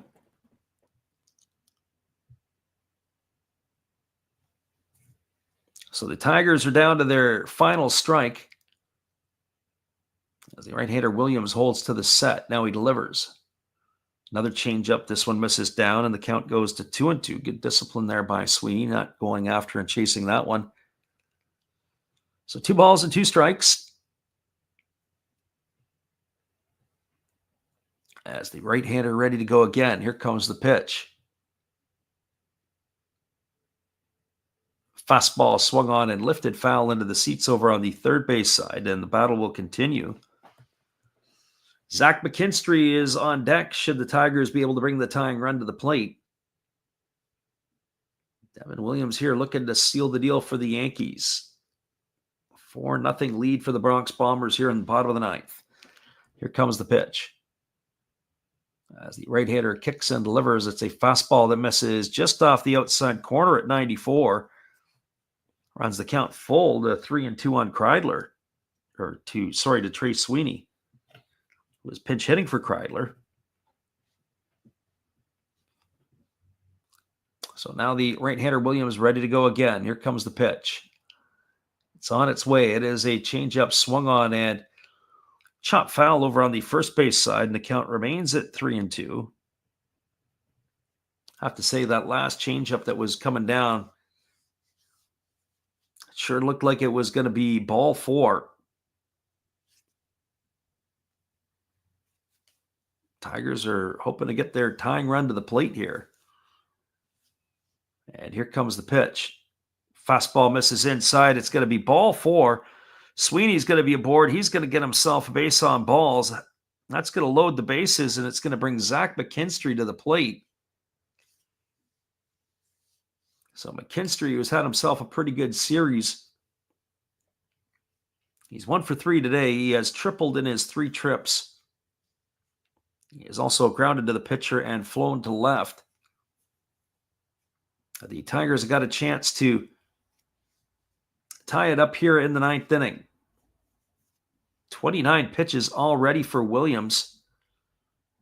Yankees have a lefty up and throwing. It's Tim Hill. We've already seen him in the series.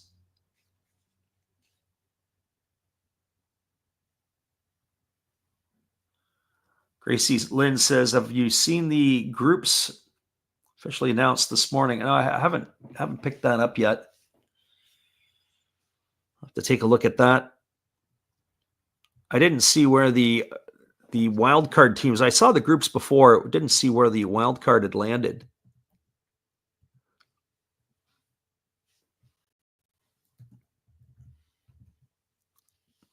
So here we go. Here comes the First offering to Zach McKinstry as the bases are full with 2 gone, and the first pitch is a fastball at the knees for a called strike. The count is 0-1. So no balls and 1 strike.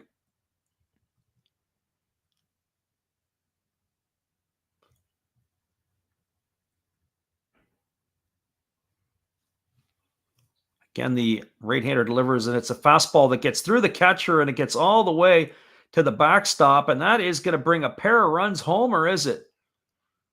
Nope, they're going to send Baez back to third, so it's going to be a wild pitch. That's going to bring home Torkelson with the Tigers' first run of the game. That's going to cut the lead to 4-1. Advancing to third is Baez. Advancing to second is Sweeney. Pitch ended up going out of play, so the right decision and the right call by the umpires. 1 base from the pitcher's rubber. I'll have to see if they charge that as a pass ball or a wild pitch. I think pretty sure it's a wild pitch. There's a changeup that misses down. Count now goes to 2-1 on Zach McKinstry. Tying run at the plate here for the Tigers. As the right-hander holds to the set position, here comes the pitch. Kicks and delivers. There's a fastball swung on, his lined over the head of the second baseman into right field. That's going to get 1 run in. Here comes the throw to the plate, and that is not going to be in time. And then they throw it into center field as Austin Wells. So McKinstry is going to be safe at second. He's got a single, a couple of RBIs. He's going to advance to second on the throw. And like that, the Tigers have now cut the lead to 1 as it's 4-3. Both Baez and Sweeney came in to score. That'll bring up the top of the order in Justin Henry Malloy. And now the Tigers are bringing the go-ahead run to the plate. And so for Justin Henry Malloy with the runner in scoring position, he's had a decent day. He is 2 for 4 today. And the Tigers are looking like the cardiac cats as they're trying to come off the schneid here to try to tie it up.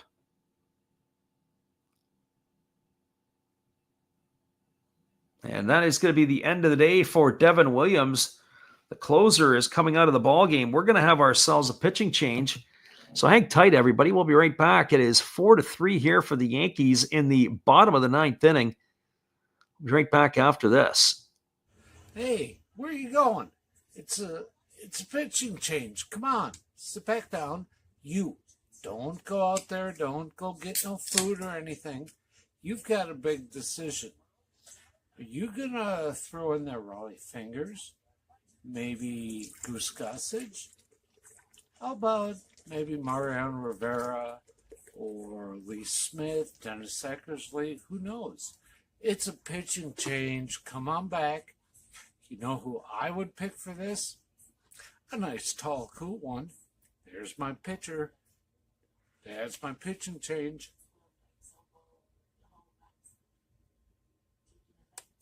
That's a winning combination.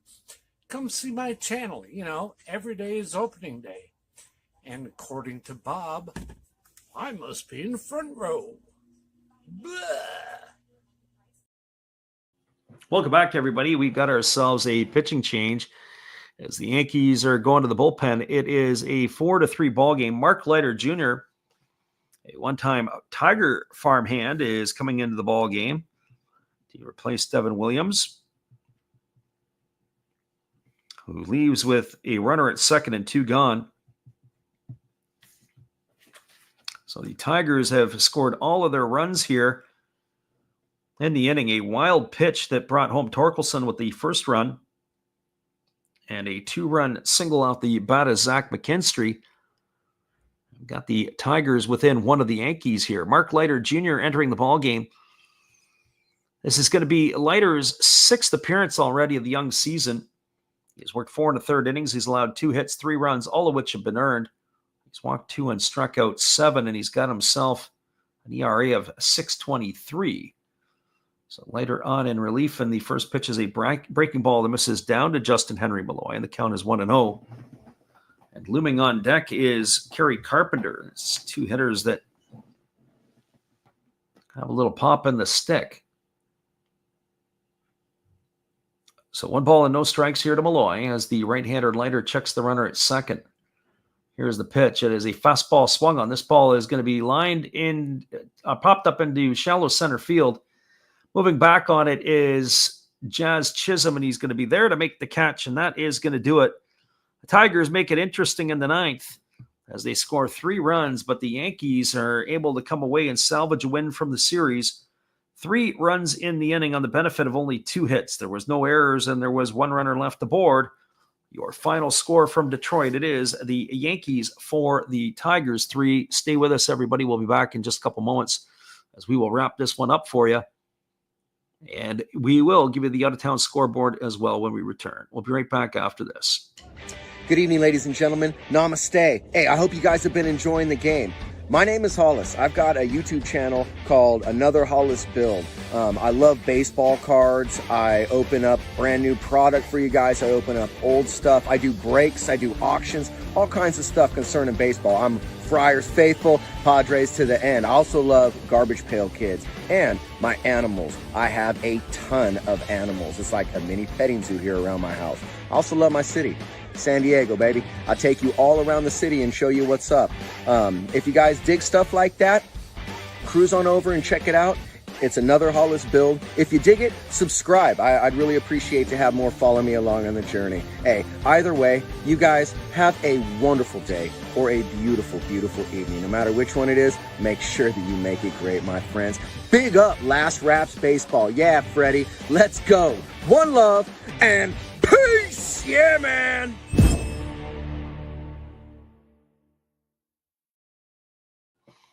Welcome back, everybody. It is a final score of 4-3 for the Yankees over the Tigers.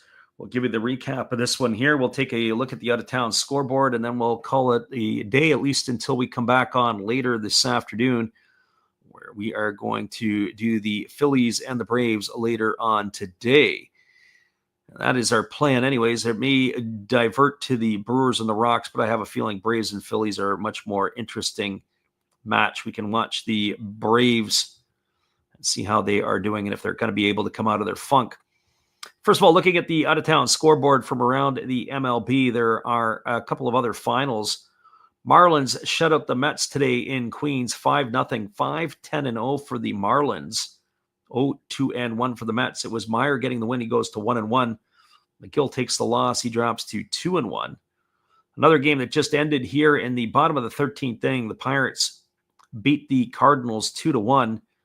It was Lawrence in relief getting the win. He goes to 1-0. Roycroft takes the loss. He's 0-2 for the Cards. 2-5-0 for the Pirates. 1-7-1 for the Cardinals. Your final in that one. Top of the 7th inning, the Rangers have now got themselves a 6-1 lead over the Cubs. 6-10-0 for Texas. 1-2-0 for the Cubs in that one there. And in the bottom of the 2nd inning, the Athletics and the Padres are locked at zeros, as too are the Reds and the Giants going to the bottom of the 2nd. The other game is the Diamondbacks have an early 1-0 lead. They scored in the bottom of the 1st against the Orioles as they are playing in the desert. Once again, your final score here is 4-3 for the Yankees. The Yankees got things going. The scoring opened in the 7th inning. A 2-run shot off the bat of Ben Rice with 2 out. After Oswaldo Cabrera singled, Rice hit one into right center field. We weren't really sure if it was going to be out or not, but the second base umpire said that it had got above the line out there, and Ben Rice had the 2-run homer to get it going. In the top of the 9th inning, that was where the weirdness started to come up. J.C. Escara was at the plate. He had 2 pop-ups in basically the same spot, and Dylan Dingler dropped both of them.